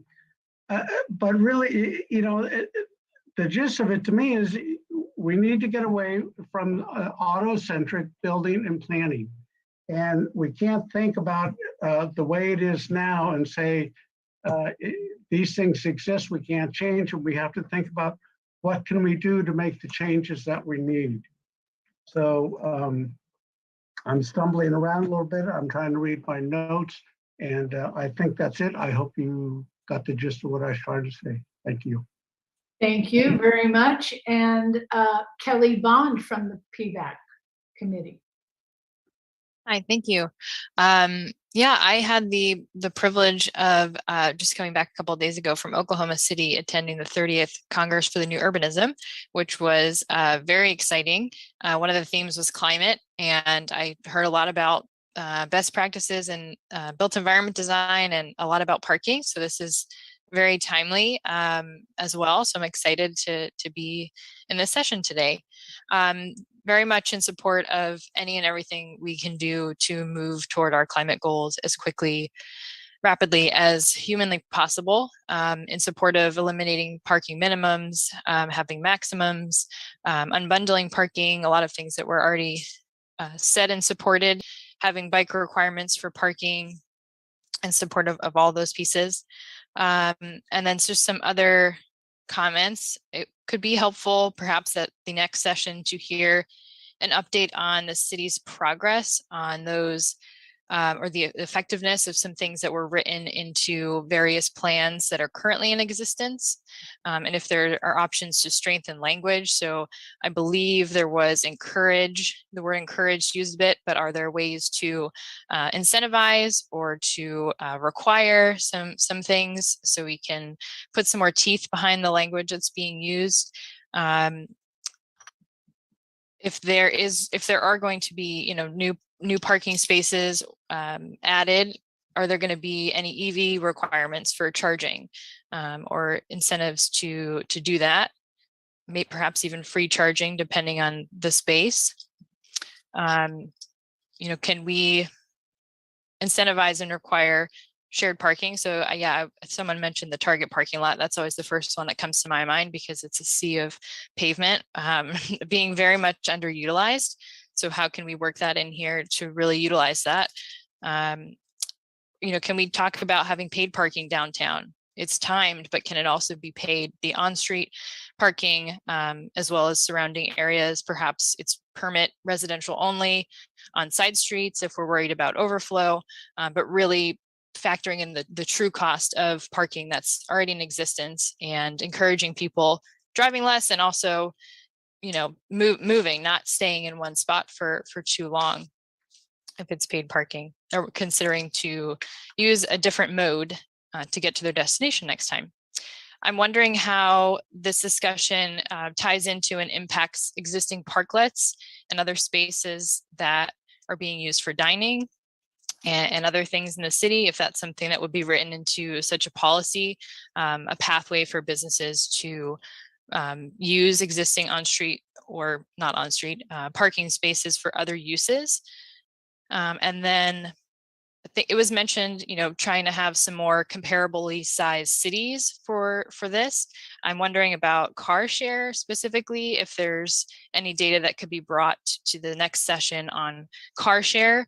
From my understanding, it's most successful in larger cities and may often not work in more mid-sized cities. So I would love to hear any more, case studies of success or what it means, what it takes to be successful in a mid-sized city with car share. And lastly, if we're talking about a lot of pavement, are there ways to encourage or incentivize more porous surfaces for new parking or for repaving parking? And those are my comments. Thank you. Thank you very much. And is there anybody else from the Planning Commission, the PVAC, or who would like to speak before we go to public comment? I'm not seeing any hands go up. So I will just, before we do go to public comment, I will just weigh in that I agree with Chair Potter that I think rewriting the purpose statement is something that we should jump on early. I think that would be a good assignment for both the Planning Commission and the PVAC. to work on that and then come to an agreement between those two groups and send that to the council. I also think the idea of free shuttles to these underparked, but underutilized over parking places, spots is a way of dealing with some of the impacts on neighborhoods to the downtown, since we have been talking a lot about the downtown. But that would not be a bad thing to start up and look at. And also, I think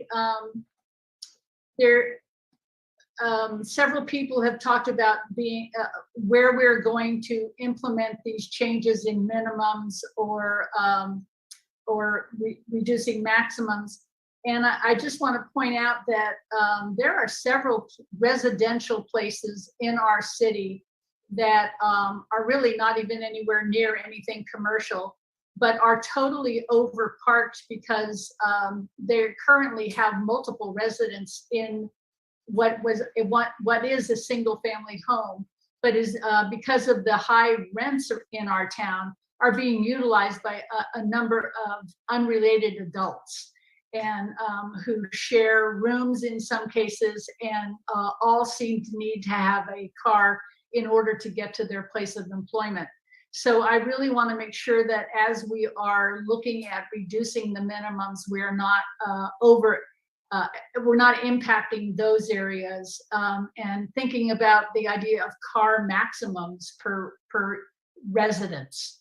And I think that's something that needs to be fleshed out. It's just an idea that has come to me, and that could be looked at in two ways. One, the case I just mentioned, the multiple tenants in a single family home or apartment, multiple family unit, or those people who have multiple automobiles and RVs and boats and other vehicles that they park on their streets or in their own parking places.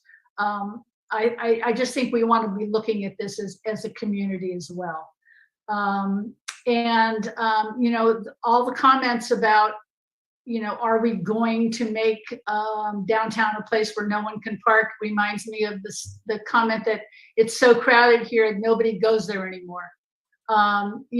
If we keep downtown vital and we really make it a place that people want to go, people will go there and they'll figure out how to get there in a way that works for them and works for others. So with that, I'm going to go open public comment.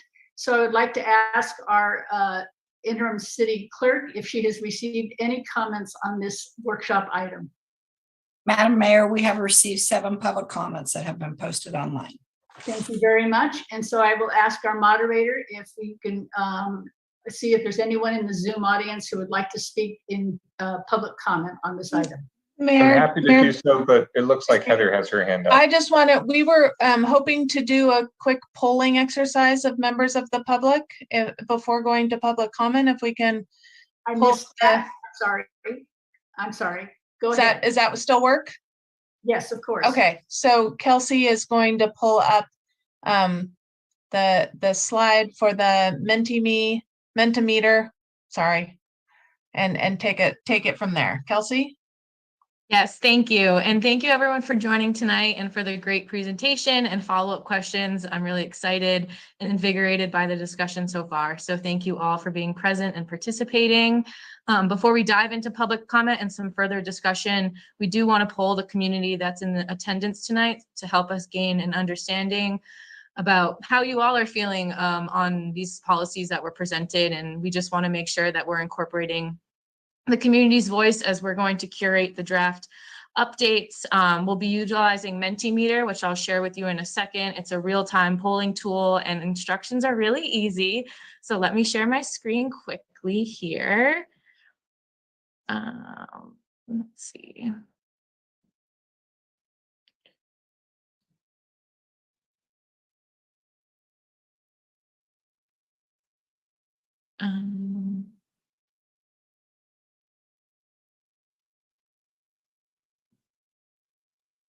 Okay.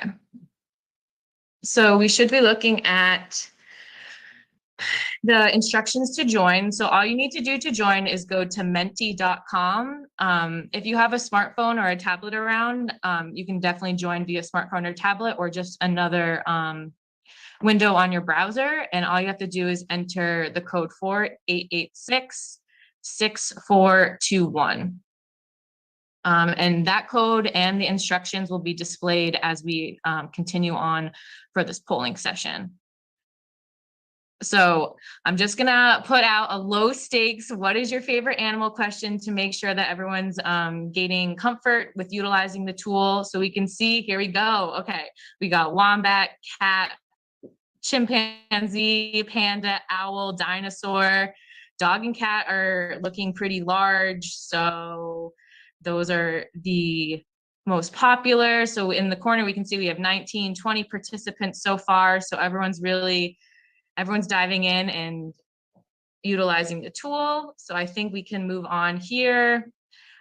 So these are the policies that were presented, the options, and we're just wondering from the audience in attendance, what policies were you most excited about through the following question and the discussion? What policies were you feeling like, yeah, this could be a great fit for our community? So the poll should automatically update once I click next slide here, and then it will start to populate as everyone casts their vote for which 3 policies are you most excited about. All right, I'm seeing some options or polls come in for eliminating minimums. Unbundling parking seems to be a popular one. Updating bike parking requirements is something that the community is interested in seeing.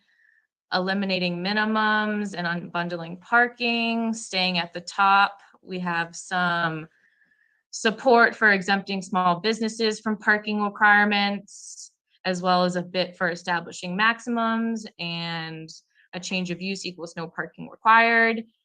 Great. So we're happy to hear what everyone's excited about, and we'll definitely take this information as we move forward in this discussion and also the curation of the updates. I'm going to move on to the next question here. And this is, of the policy options presented, are there any that don't feel like a good fit?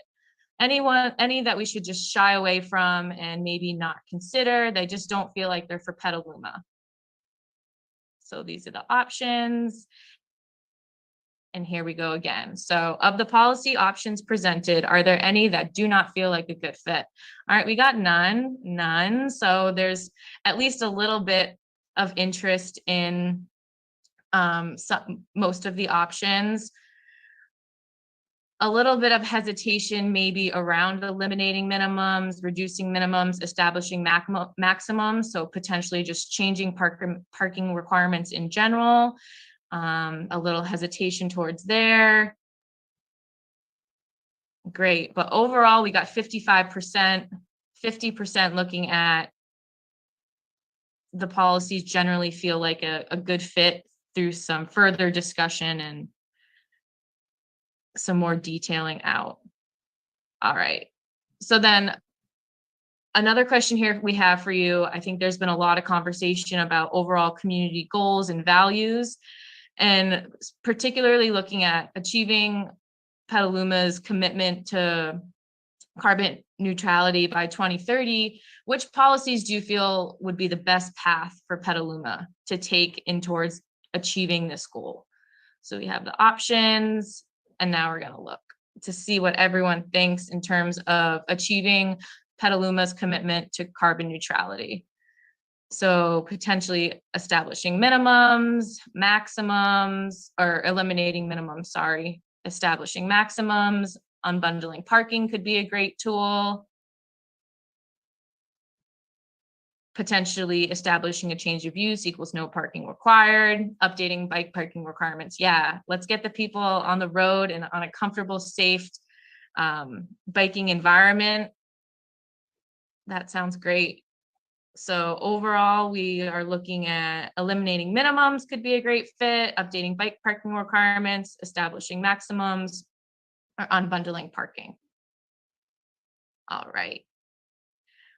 Last question here. I know we've talked about a lot of additional sessions that we're planning to have, and we just wanted to, as we start to prepare for these sessions, what else is on your mind? What should we be sure to be thinking about for the following sessions? It might not be particularly related to off-street private parking, but what else are you all thinking about?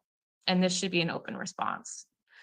Climate change and how to meet our goals. Absolutely. A little bore on the cars. I get it. I understand parking isn't the most pizzazz conversation, but I'm really excited the way that it's going. And I feel like there's a lot of energy behind it. More examples of similar sized towns. Absolutely. I know our partners, Nelson Nygaard, will definitely help us out with that. Downtown walkability. Absolutely. More safety for walking and biking, improving transit, making safe bike routes. Absolutely, absolutely. So this will continue to populate, and this won't go away for us. We have all this data on our back end here, so we'll be saving that and definitely referring back to it as this process continues.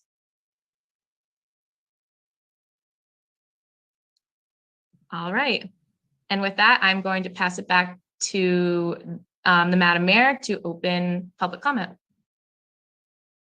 Well, I'm really glad that Heather caught that, because that was a pretty interesting experience to just see all that. And I love the way it populates so quickly.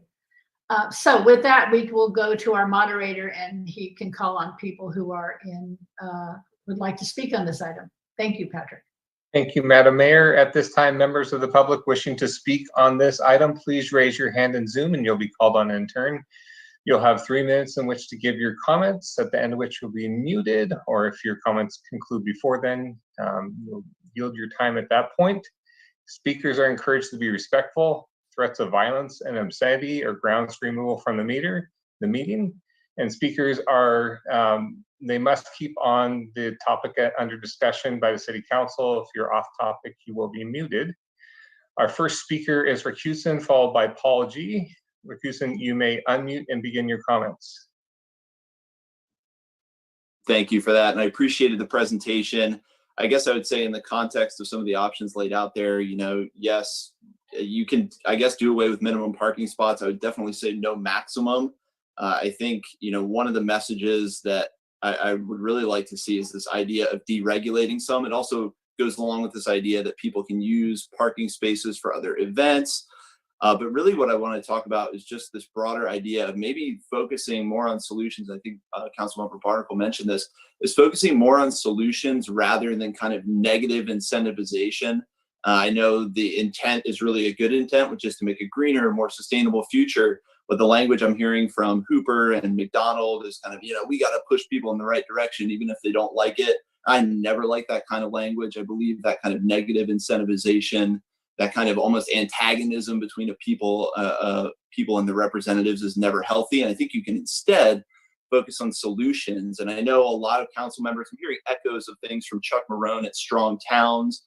I think some principles there could help in terms of maybe distributing infrastructure, thinking of economic infrastructure, both where people can get the things they need for their daily lives, reducing maybe that need to travel without feeling like you're somehow limiting their freedom. Kind of heard that language, which is a little scary. People have too much freedom. So maybe instead think about more intelligent design that has people more effectively reducing maybe some of that travel time because they have what they need locally. I think that would also apply to infrastructure like a hospital. I brought this up before at the last planning meeting. There's not a hospital on the west side of town where a majority of the elderly population lives.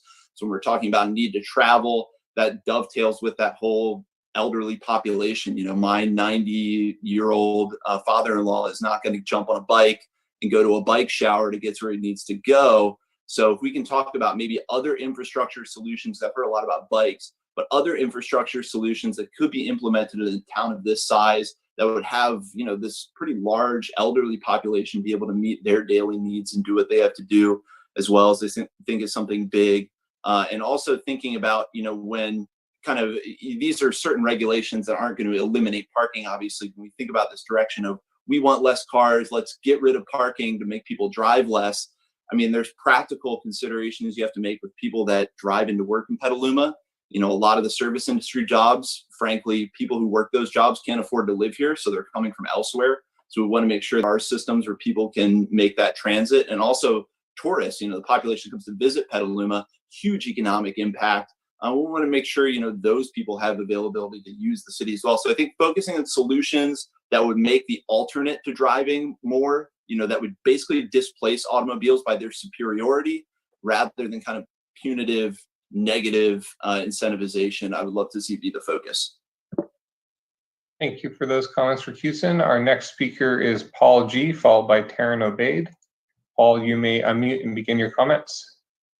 Yes, I strongly support the comments of the previous speaker. Absolutely. Stay positive. Do good things. Do creative things. Don't sit there and be punitive. That is important. Our freedoms are important. And you have to understand that different parts of the population can participate in biking and others can't. So you have to make sure that you think about it. Now, let's think about some of those large parking lots. Could we reconfigure them? Well, here's an idea. Why don't you have more handicap spaces up front? And you don't have to actually be fully handicapped. Maybe you just have to be over a certain age. And then you get those spaces up front. Hey, what's the next in line? The B spaces. How about a whole lot of covered spaces for electric bikes equipped with trailers? Hey, if you can actually go to the grocery store and bring it home in a trailer, and they're electric bikes, you'll fit a lot more of them in, but you really don't want it rained on or anything else like that while you're shopping. So why don't you just put a little tent up there to help out those people? And then you can have fewer traditional spaces and make those people walk further.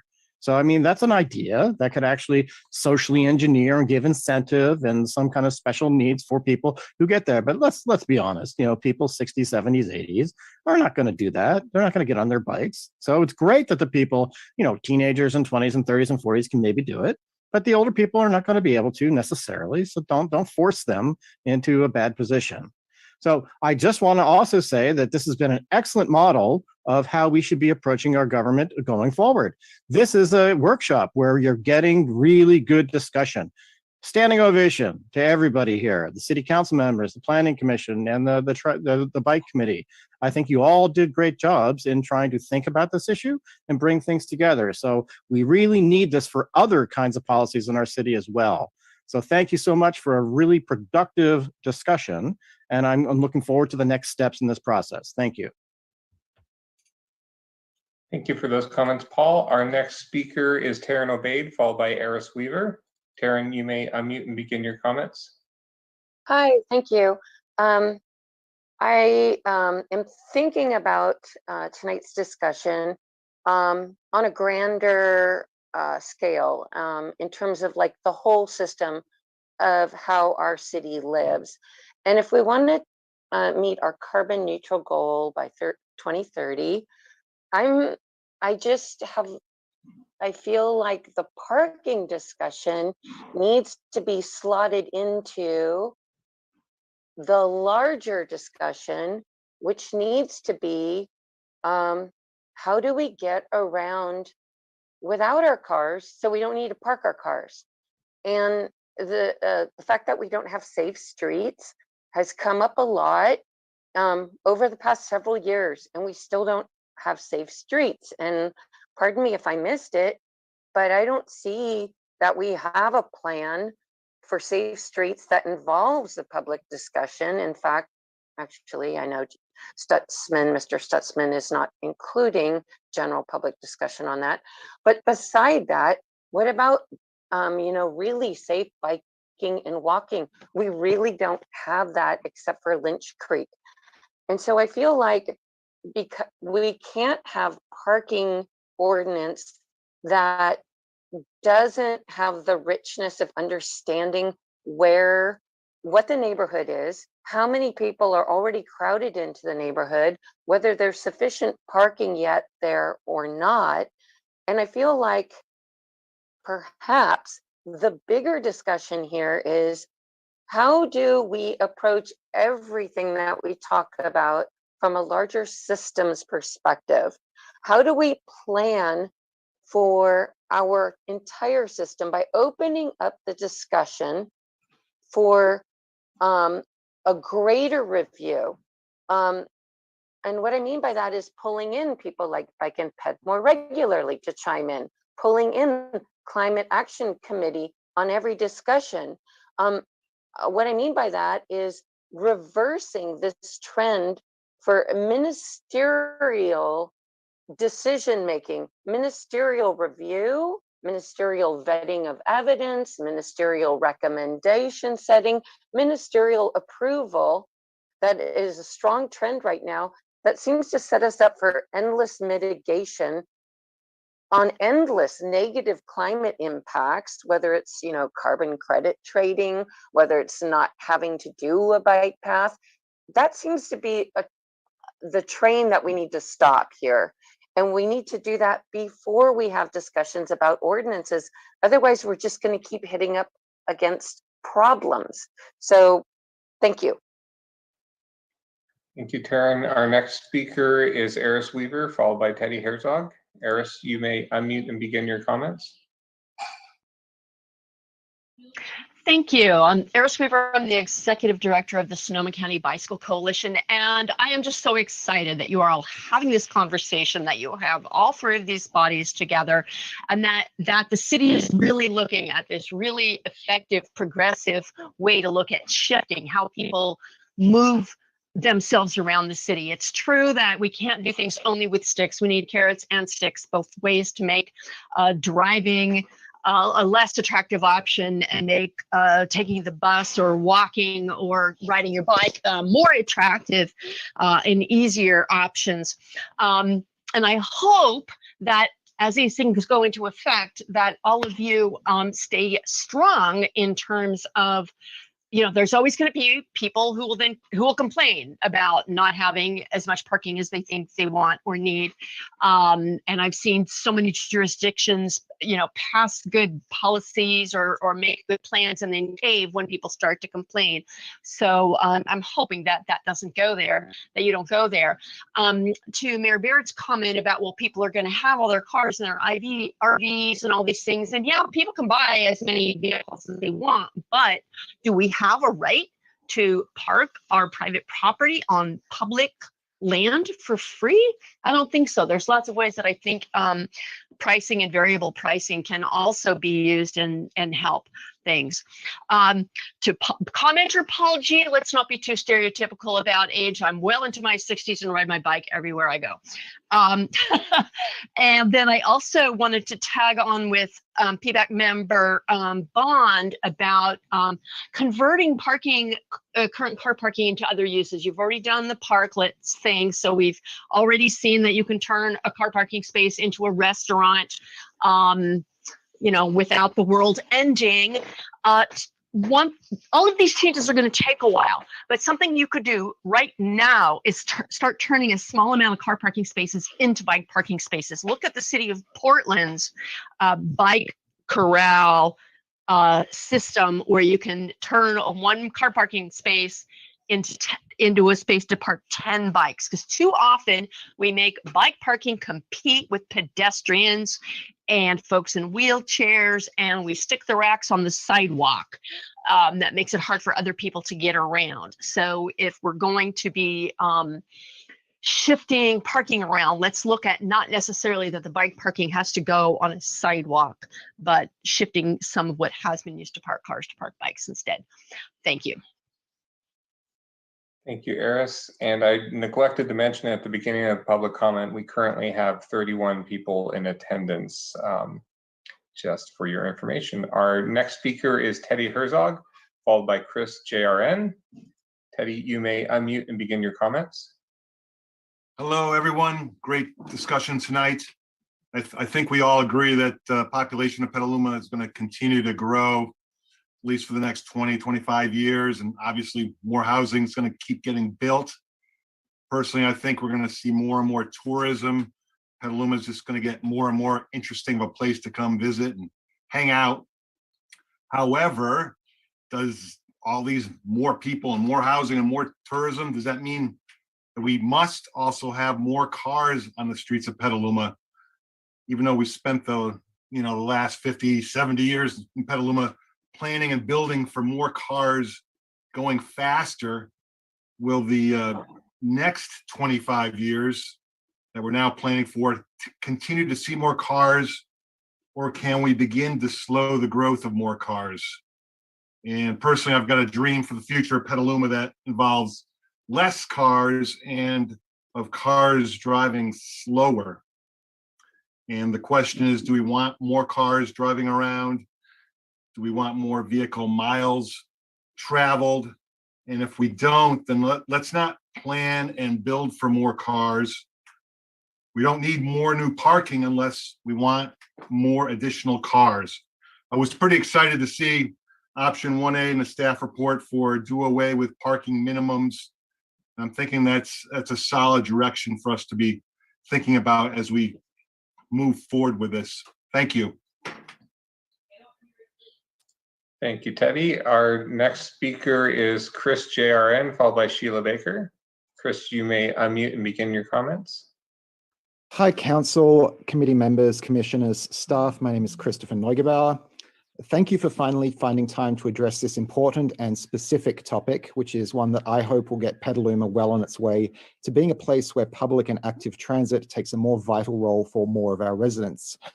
I'm not certain the facilitation we received today was well suited to the discussion that the Planning Commission in particular has been asking for quite some time. I note that according to their LinkedIn profiles, the two consultants from Nelson Nygaard currently reside in Austin, Texas and Cleveland, Ohio, respectively. I'm all for getting outside experience to inform a discussion like this, but neither of these states are well known for their dedication to investment in improving public transit, nor for the space or climate constraints that Petaluma in specific is currently dealing with. And during their report, they were not able to cite a single example from another small city elsewhere in California. Indeed, the only other examples in California came from San Francisco and San Diego, much larger cities with very different transit challenges and infrastructure opportunities compared with a bucolic small city like Petaluma. None of the examples gave any reference to public transit. I would urge you to question the process by which these out-of-state consultants were selected and what local knowledge, comparison, and transit models they're able to provide in future sessions. The Planning Commission have made it really clear that we need change to allow the transit-oriented developments that Petaluma desperately needs. But with the city's staff choice of consultants, it feels like you're just being directed to maintaining something that resembles the status quo, which I think would be an extremely disappointing outcome and will be wasteful of so much of the time of your city's committees and commissions. Thank you. Thank you, Chris. The next speaker is Sheila Baker, followed by Janice Cater Thompson. Sheila, you may unmute and begin your comments. Thank you so much. I totally agree with the previous commenters, especially commenter Taryn Obaid, and appreciate her remarks in the previous speaker just before me. I just want to mention that I did not hear any negative tone coming from Councilmember McDonald, Commissioner Hooper, and these are two individuals who have worked really hard on alternative transportation and really made big, very, very nice additions to our city as far as in their work. I want to say too that with Commissioner Hooper, there is a big desire to see transit thrive in not only our city but in our county as well. And he shares my passion for the fact that transit is the most equitable, inclusive, and a diverse form of transportation ever. It does need work in Petaluma, and we need to work on seamless transportation and how we can hook things up with first and last mile, the bicycles and the walking. And I think that future County Supervisor Hooper will be the one to do that. So anyway, thank you so much. All right, our next speaker is Janice Cater Thompson, followed by Allie Gaylord. Janice, you may unmute and begin your comments. Thank you. I just want to say I agree with Sheila Baker's comments, but I want to comment on transportation and when somebody says you're too old to ride a bike. So I'm 66, I just decided to buy an e-bike, but the person that really got me interested in buying an e-bike is B. Gaffney. And she was a teacher at Bernard Eldridge School. She's retired. She was 79 years old when I saw her. What she does is she lives in West Petaluma. She takes her e-bike, puts it on the back of her car because she has a ramp. She takes it over to Lucchese Park. She gets the bike off and she drives 10 miles on her e-bike. And B is now 80 years old. And the other thing I think maybe the public doesn't understand is Petaluma is an aging community. And it's really important to make sure that you have safe streets for bicycling, walking, and even driving. But it would be great if we had less driving. And as far as an e-bike, it's really easy to get across town. You just have to really think your pathway, especially when you're older. I slow down, I stop a lot, but I make it safely and I feel very comfortable, especially using the Lynch Creek Trail. So I think that an aging community is it can be positive, and we need to make sure that as we're aging, that we're not looked upon as feeble people, because I certainly don't feel feeble when I'm driving my new e-bike around town. And the other thing is, when we talk about boats, cars, on streets, I'm looking forward to that conversation, because I think maybe the mayor misspoke, not understanding some of the concerns we have on the east side and what's really happening in our neighborhoods.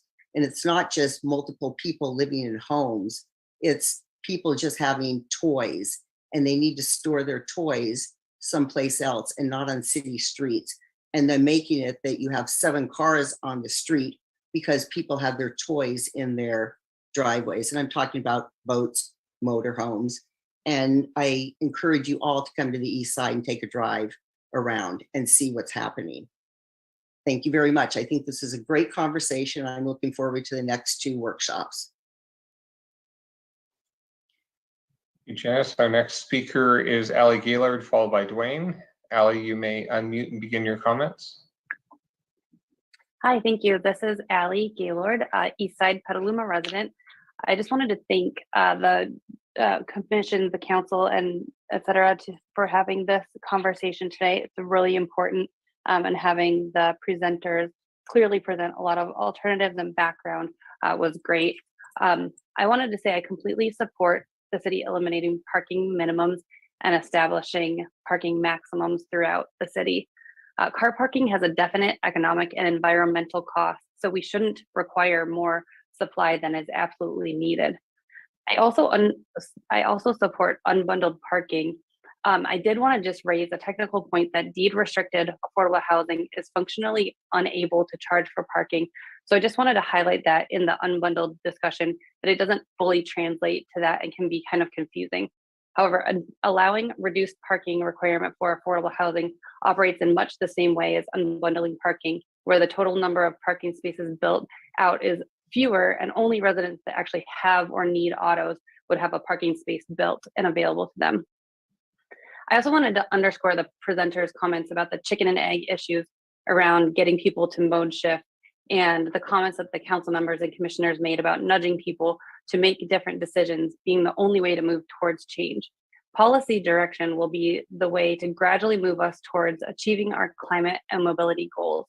I am a quote unquote Holly homeowner on the east side, and I do not support the idea that driving and parking should be effortless. Cycling, driving, and other modes of transportation should be on a level playing field instead of the city incentivizing driving. Thank you. Thank you, Ellie. Our next speaker is Dwayne, followed by Michael Grelnick. Dwayne, you may unmute and begin your comments. Thank you. Yeah, I heard somebody earlier mention intelligent design, and basically, how do we undo the mistakes of the last 50 years? The planning, the bundling that they have. We have to, of course, unbundle our parking requirements, eliminate the parking requirements to the extent possible. But how do we undo 3 shopping centers that are located there at the freeway on Washington? What do you do to plan one of those to be converted into housing instead of making everybody drive to a shopping center? We should have small walkable shopping centers serving a couple thousand people, like the one on the north east end of town. Every house should be within walking distance of food. Restaurants also. It's how we design our communities that result in this. One of the things I find most irritating is that they have free parking at the high schools, and we start the students out at this very youngest age that they could get a parking car with free parking, and we teach them all the wrong things with that example. So if you have friends on the school boards, tell them eliminate the free parking at the high schools. Let the students ride their bikes, let the students walk, let the students ride buses, and let them start out life in the method that we need to be in another 10 years. We need to be people who are used to a life where they're walking.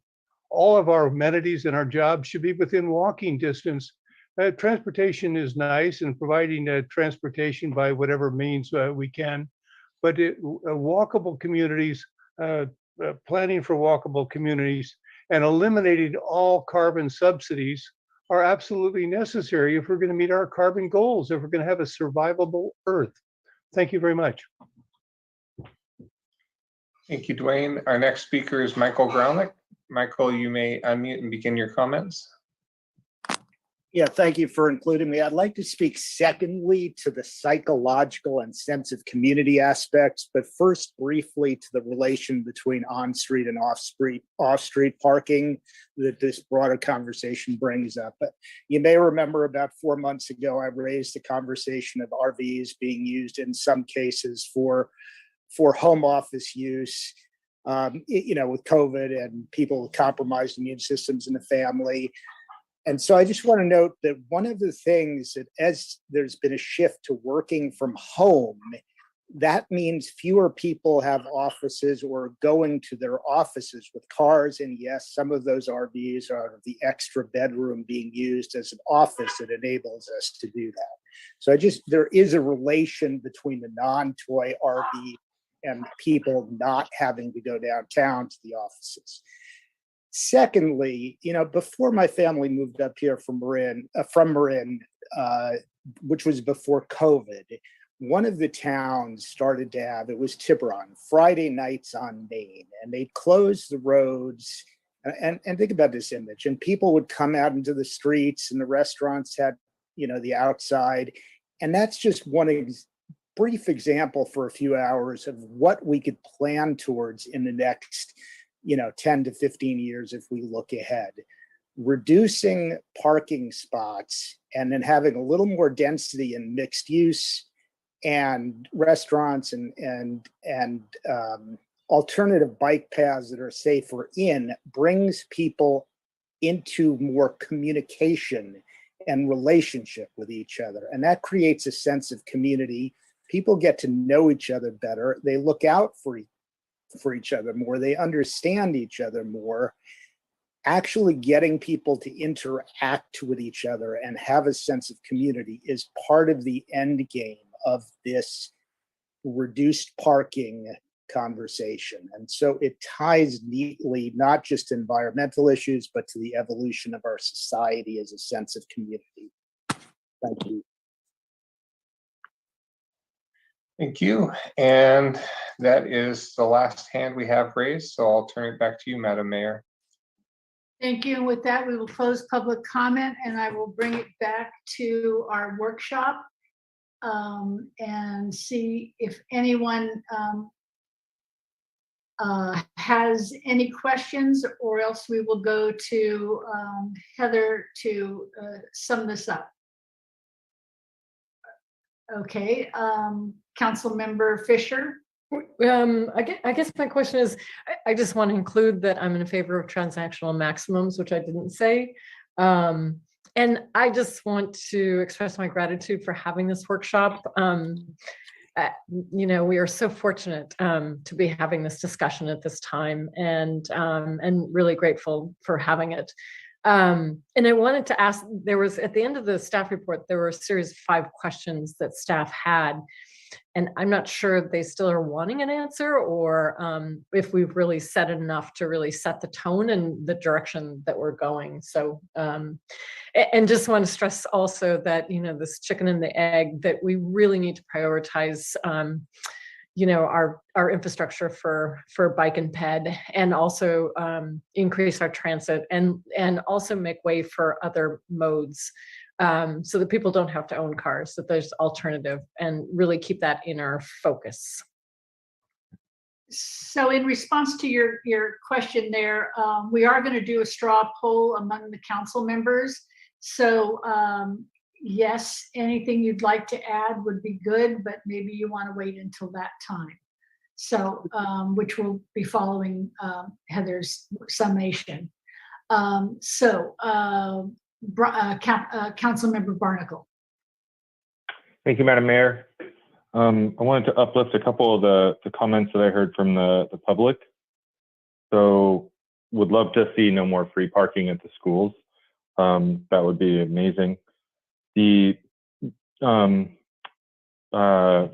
Eris Weaver's comment about bike parking taking up places on sidewalks, that happens everywhere, and it's really all too common. And I would, as we rethink our parking standards, let's make sure that bike parking is replacing car parking and not making it more frustrating for pedestrians. I also really appreciated Paul G's comment about covered bike parking at the grocery store. Bike parking with, expecting bikes to have trailers. Like, the future is going to be bright, but it's going to be a lot different. And there's probably types of transportation we haven't even seen yet that we're going to need to plan for. And so really focusing on those like niche uses, like e-bikes have been growing double what EVs have been growing, without any financial support or policy support or infrastructure investment from cities, and they're growing double EV adoption. So, when we think about like the opportunity there to like really transform our transportation, systems, like we really should be thinking about that and how to encourage that. Rakusen's comment about deregulation, I actually generally agree with that. I kind of walk back my support for parking maximums. I feel like they have a place, and but I also feel like developers know what they need to do, and probably the last thing they need is more regulations on how much parking they should look at. So yeah. Also just want to go back to a Sonoma County Transportation Authority that like 69% of our trips start and end in Petaluma and are under 5 miles. That's an enormous opportunity to shift modes. So when we talk about all this parking, like there's so many people that are getting in their car and driving less than a mile and expecting there to be parking right in front of where they are. That's not a reasonable expectation. It's costing us a fortune. Thanks. Thank you. PBAC Chair Marja Tar.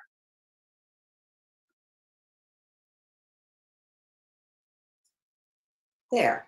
Thank you, Mayor.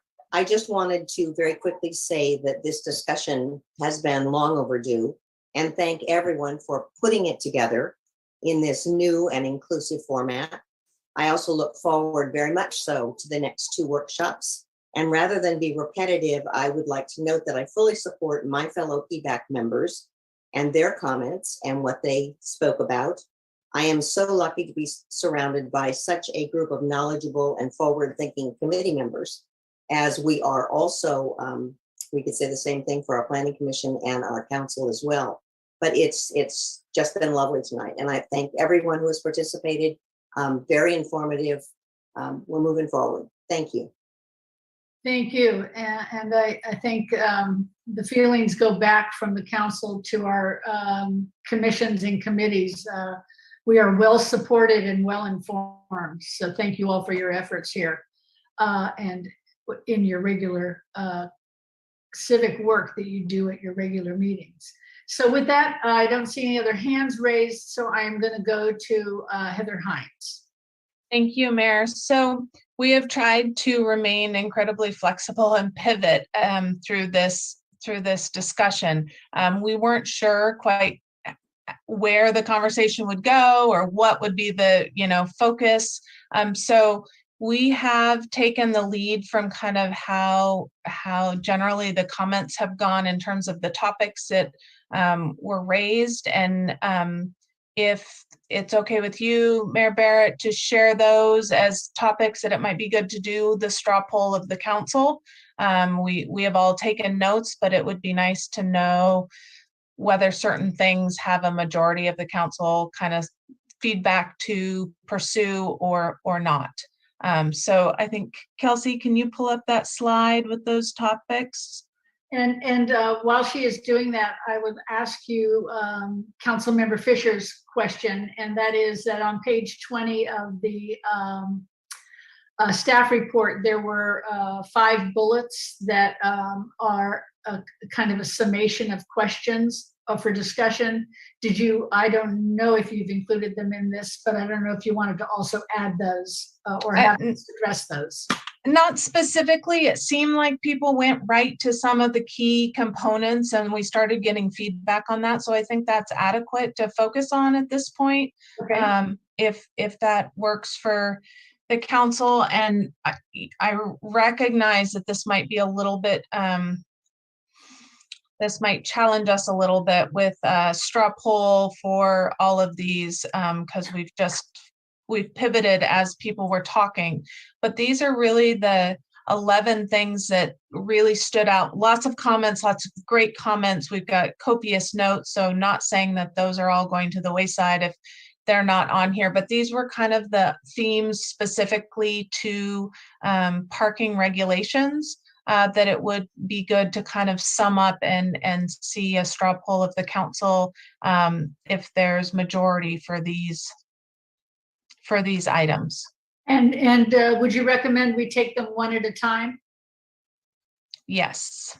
Okay, so what I'm going to ask the fellow council members to do, because it's difficult for me to see everybody unless you raise your virtual hand.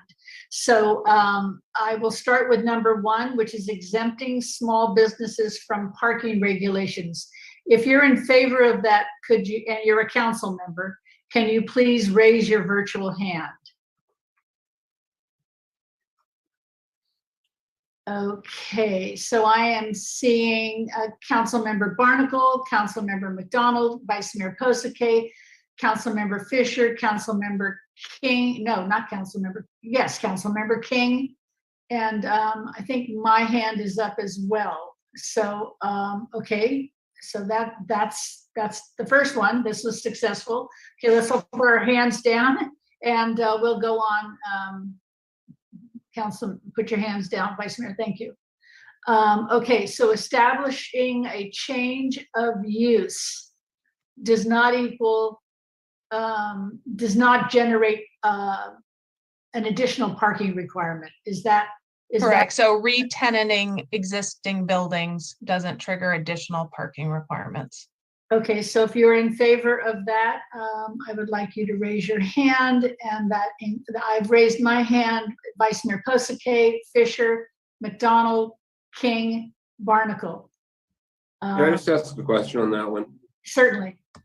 Yeah, so Heather, when you're talking about establishing a change of use, does that include a substantial intensification of the use with more employees or customers?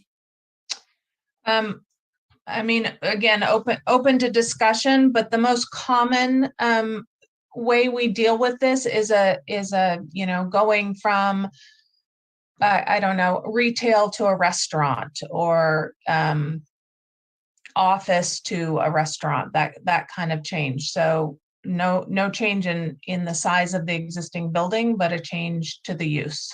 So I guess I would be open to it if there was an exception for a substantial intensification of the use that would have more demand for parking, either employees or patrons. Thank you.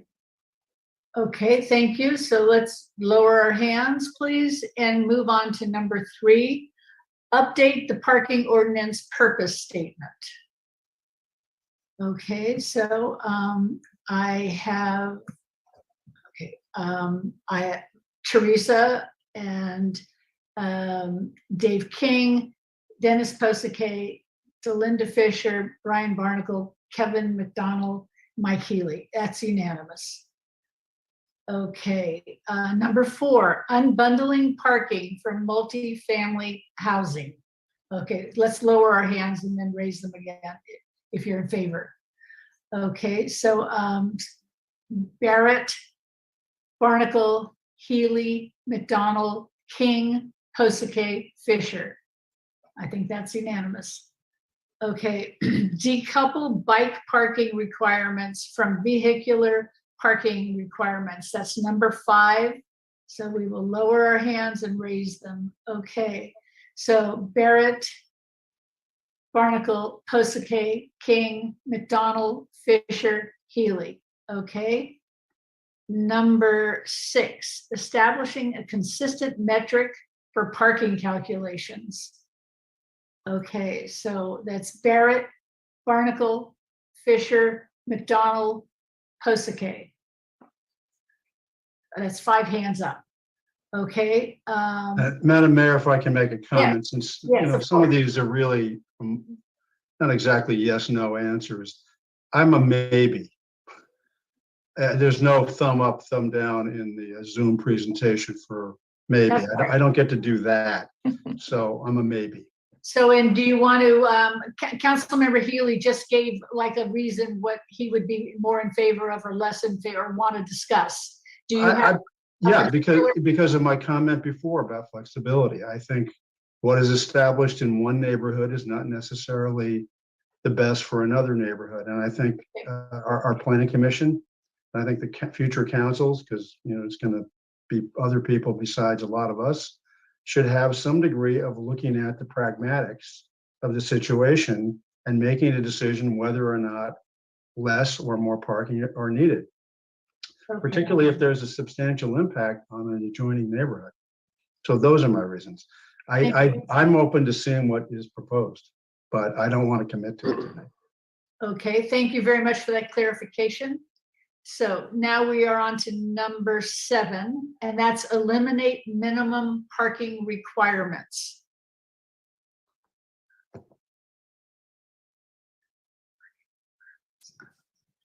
I'm saying yes, but I want that to be, I'm not sure if I want it to be everywhere.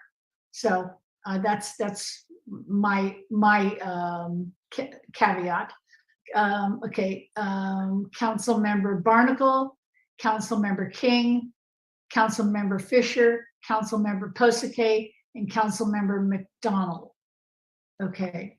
Can I make a comment on that one and the next one? Of course, of course. Kind of join. Thank you very much. So on minimum parking requirements and flexible maximums, I guess my feeling is, and I think this is mostly talking about residential, or at least my comments are on that. I'm willing to give project applicants the flexibility to meet what their actual parking requirements are. And if they have some creative ways of reducing the parking demand that their project is going to require, I'm all in favor of that. But I think the project applicant should be responsible for making sure there's adequate parking for their project. And once they get their approvals, the game shouldn't be, okay, we're done. And that's all we have to worry about. We can build our project. And if we don't meet what we were thinking we were going to do, it just impacts the adjoining neighborhood. So I think this whole paradigm of minimum parking requirements and flexible maximums should be shifted over to just putting a requirement on the developer to actually meet their parking requirements, and hope they can do it with the least amount of parking necessary. Thank you.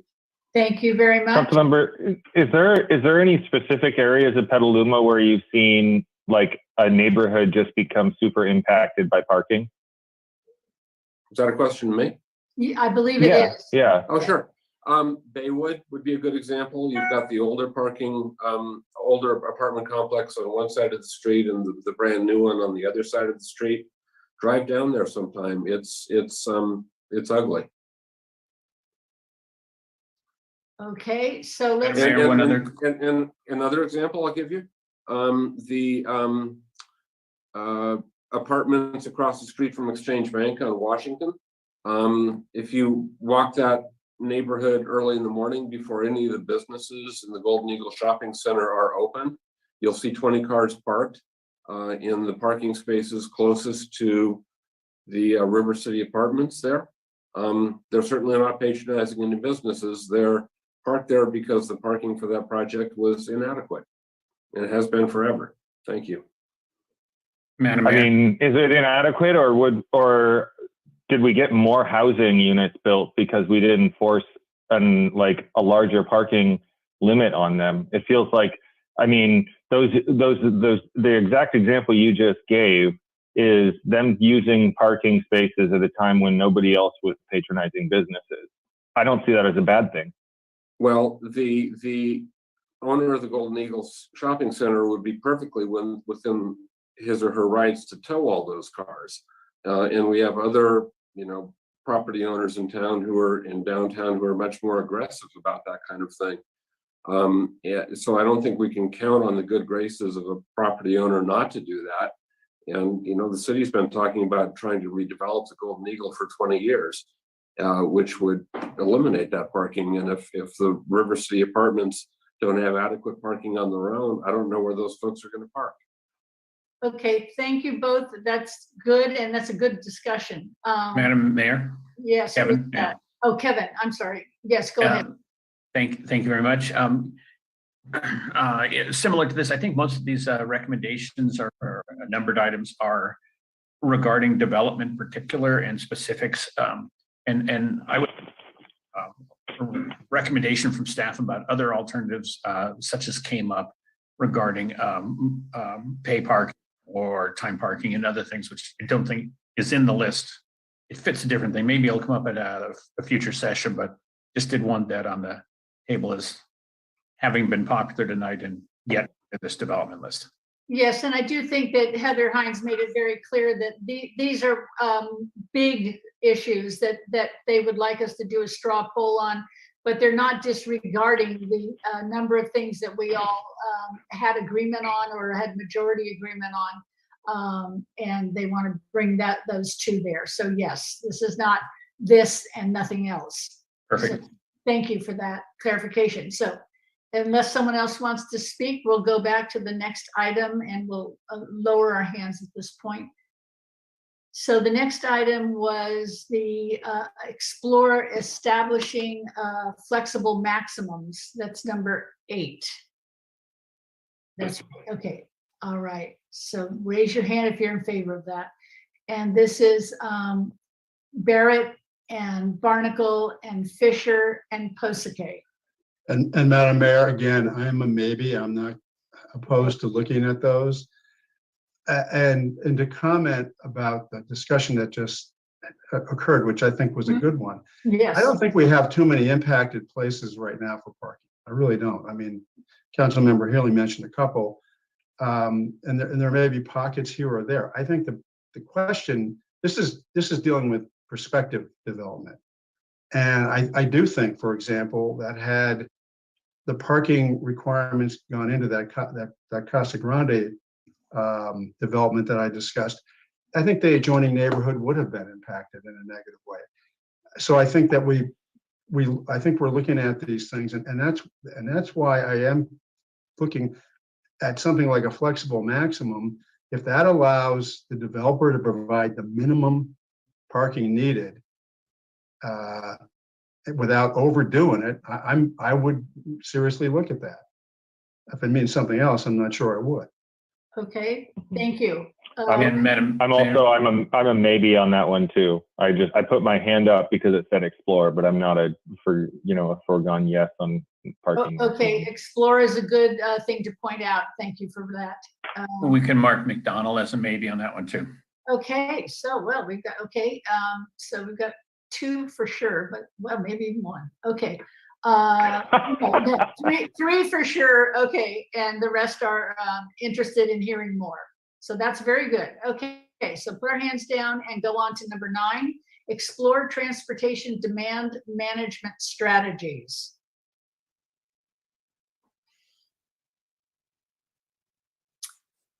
Okay, 1, 2, 3, 4, 5, 6, 7. That's a unanimous vote on that. Number 9. Okay, hands down. And we will go to number 10, explore incentives for sharing parking facilities. Okay, well, 1, 2, 3, 4, 5, 6, 7. That's also unanimous. Hands down. And we will go to the last one is flexibility for project-specific parking. Can I ask what that means? Yes. It's really just, and I really appreciate all of you, sticking with this and giving this input. Obviously, none of these are a vote that locks you in. This is just, we don't want to spend our wheels exploring certain directions if it's just a no-go out of the gate. So that's why we're asking this. This is really looking, there were several questions about, and specifically Councilmember King, about adding more flexibility in. So there were opportunities to look at, well, maybe it doesn't do exactly this, but they provide this information, or they come up with a creative solution, or they're really looking at it for what's going on in the neighborhood, and to have the ability to have some of that flexibility, which our current code really is extremely minimal with. Okay, so we're going to vote then on number 11. Thank you for that point of clarification. And there we have it. So that's so I think we have Barrett and Barnacle, Healy, King, Posake, McDonald. Okay, so that's 6 out of 7.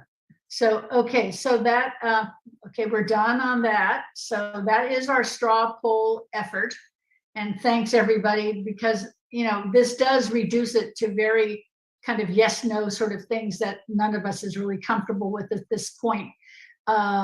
Because we all want to make sure it works. So I think we've given staff the direction they're looking for. I really can't say enough good things about the input from our Bike and Ped Committee members and from our Planning Commission members. It's just great to get your perspective and to see what it is that you are having difficulty with our current parking regulations for you doing your work. So that's important for everybody to know. So thank you, staff. Thank you to the Nelson Nygaard folks.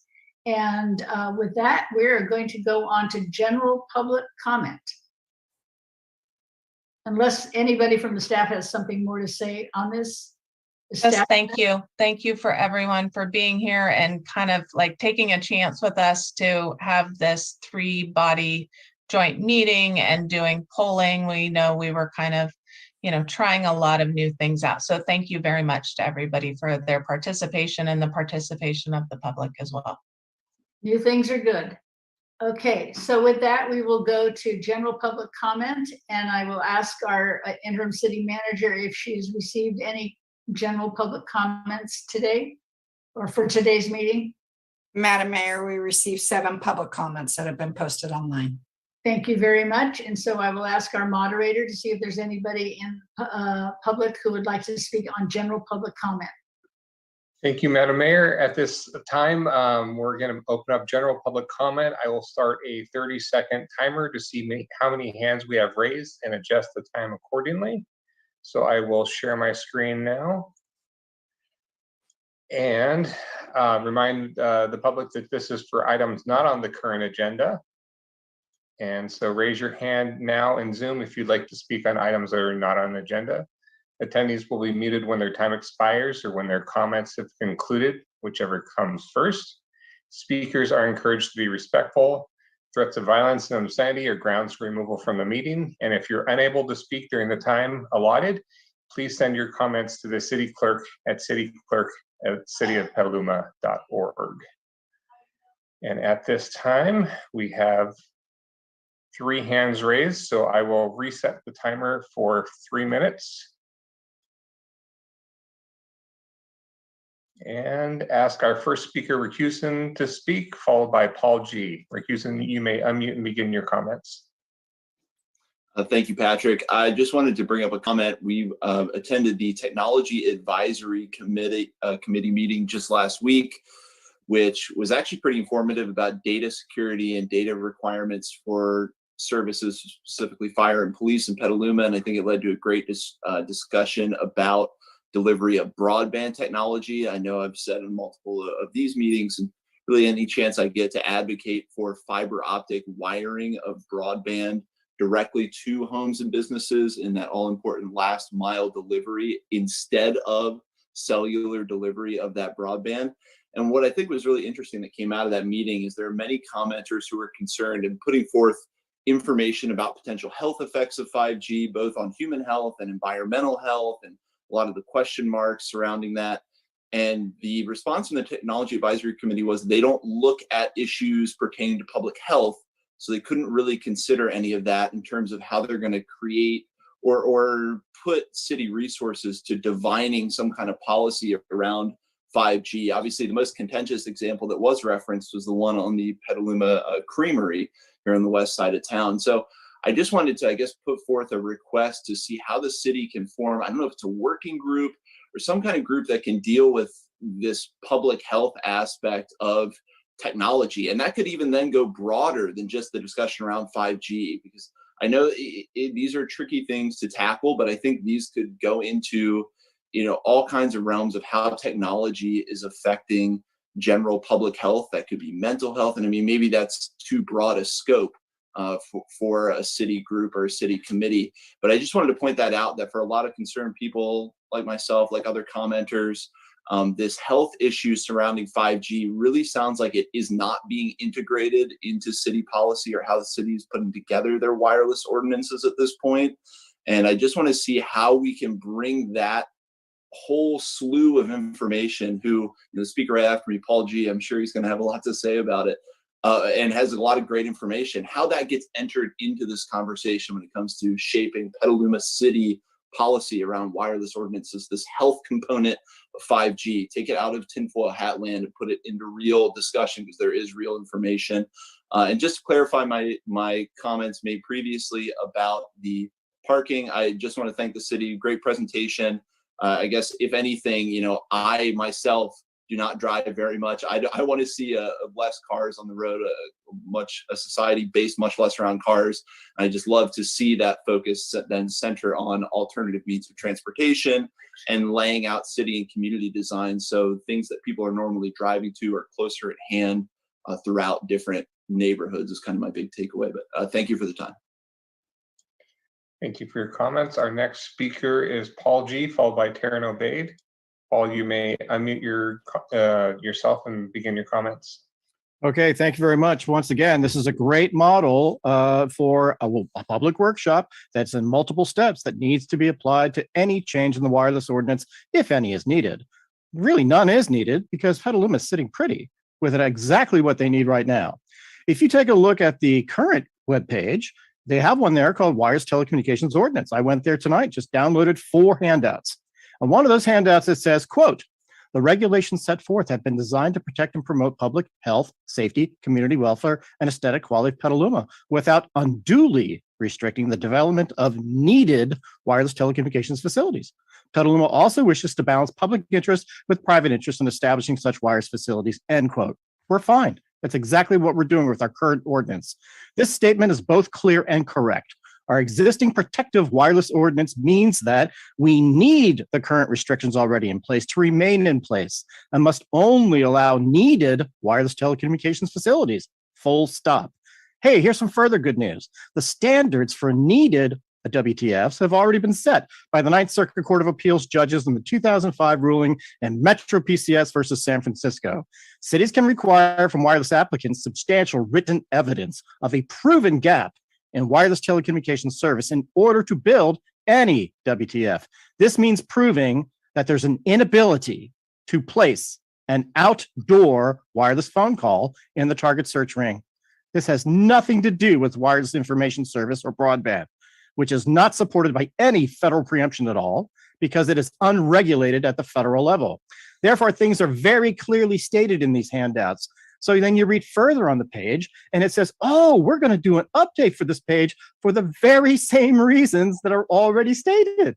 It says the project will amend the city's current wireless ordinance to update the requirements for applications. This update is necessary to protect the public health, safety, welfare, aesthetic interests of the cities. Oh, come on, you can't have it both ways. If we're currently stating it's doing its job, you can't say that a change is needed in order to do its job. This is just completely disingenuous and two-faced doublespeak.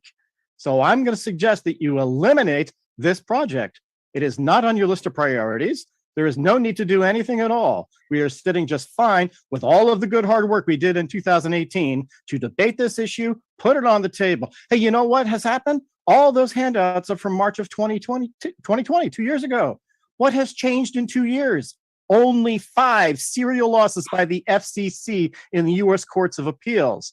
Hey, you better pay attention to them. Every single one of them is in your public record. You are responsible for understanding what those rulings actually say, not what telecom law firm tells you they say, because they're misleading you. They're in the wireless industry. They've admitted it on video. Thank you for those comments. Our next speaker is Taryn Obaid, followed by Stefan Bozanak. Taryn, you may unmute and begin your comments. Hi, can you hear me? Yes, go ahead. Thank you. Hi, everyone again. I do want to comment on our cell tower ordinance. I attended the Tech Advisory Committee last week, and I was really concerned because the Tech Advisory Committee members asked staff if they would be able to review the ordinance before it moves to, comes before Planning Commission, and staff declined that. They would not assure the the committee members that they would see it. And they directed them and said to, when it comes to the Planning Commission, you can see it then. Wow, it's been over a year. My distrust has really grown. And I'm inclined to now think that, just like Paul McGavin just said, we have one of the strongest ordinances of any city right now. And I do not trust telecom law firm. They are bad, bad, bad. They've misguided the staff every step of the way. And it's been a Herculean task, unfairly put on the shoulders of the community members to educate staff and to hold them accountable. This is not good, and it continues to be not good. So I'm going to say, let's just stay with what we have. Get rid of telecom law firm. Get them out of our town. Just scrap the whole thing. The second thing that I'm concerned about is right now, staff is proposing increasing their authority for controlling the review and the determination of whether evidence is sufficient for not just minor conditional use permits, which they already have, but now regular conditional reuse permits. The Creamery Tower, cell tower, was a regular conditional use permit. Wow. So that can be ministerially approved if these recommendations that staff is shopping around right now are allowed to be approved. They will cut out, heaven forbid, we should talk to the Climate Action Commission and get a sense of what an energy hog 5G and wireless is, what the massive carbon footprint is on these things. Heaven forbid we should talk with anybody else, or let the Planning Commission weigh in, or the City Council weigh in. Let's just approve everything ministerially and just mitigate forever. That is the bad direction to go in. And I'm very firm about this. You can tell in my tone of voice, I'm not happy about this. We are going in the wrong direction. We need more community input, more expertise from our climate experts. Please reverse that. Thank you for your comments, Taryn. And just realize that the next hand up was the fourth speaker that didn't make it during the 30-second timer. So that was the 3 speakers that we had during the time allotted. So if you're interested in communicating with the City Council, please send your comments to cityclerk@cityofpetaluma.org. And with that, I'll turn it back to you, Madam Mayor.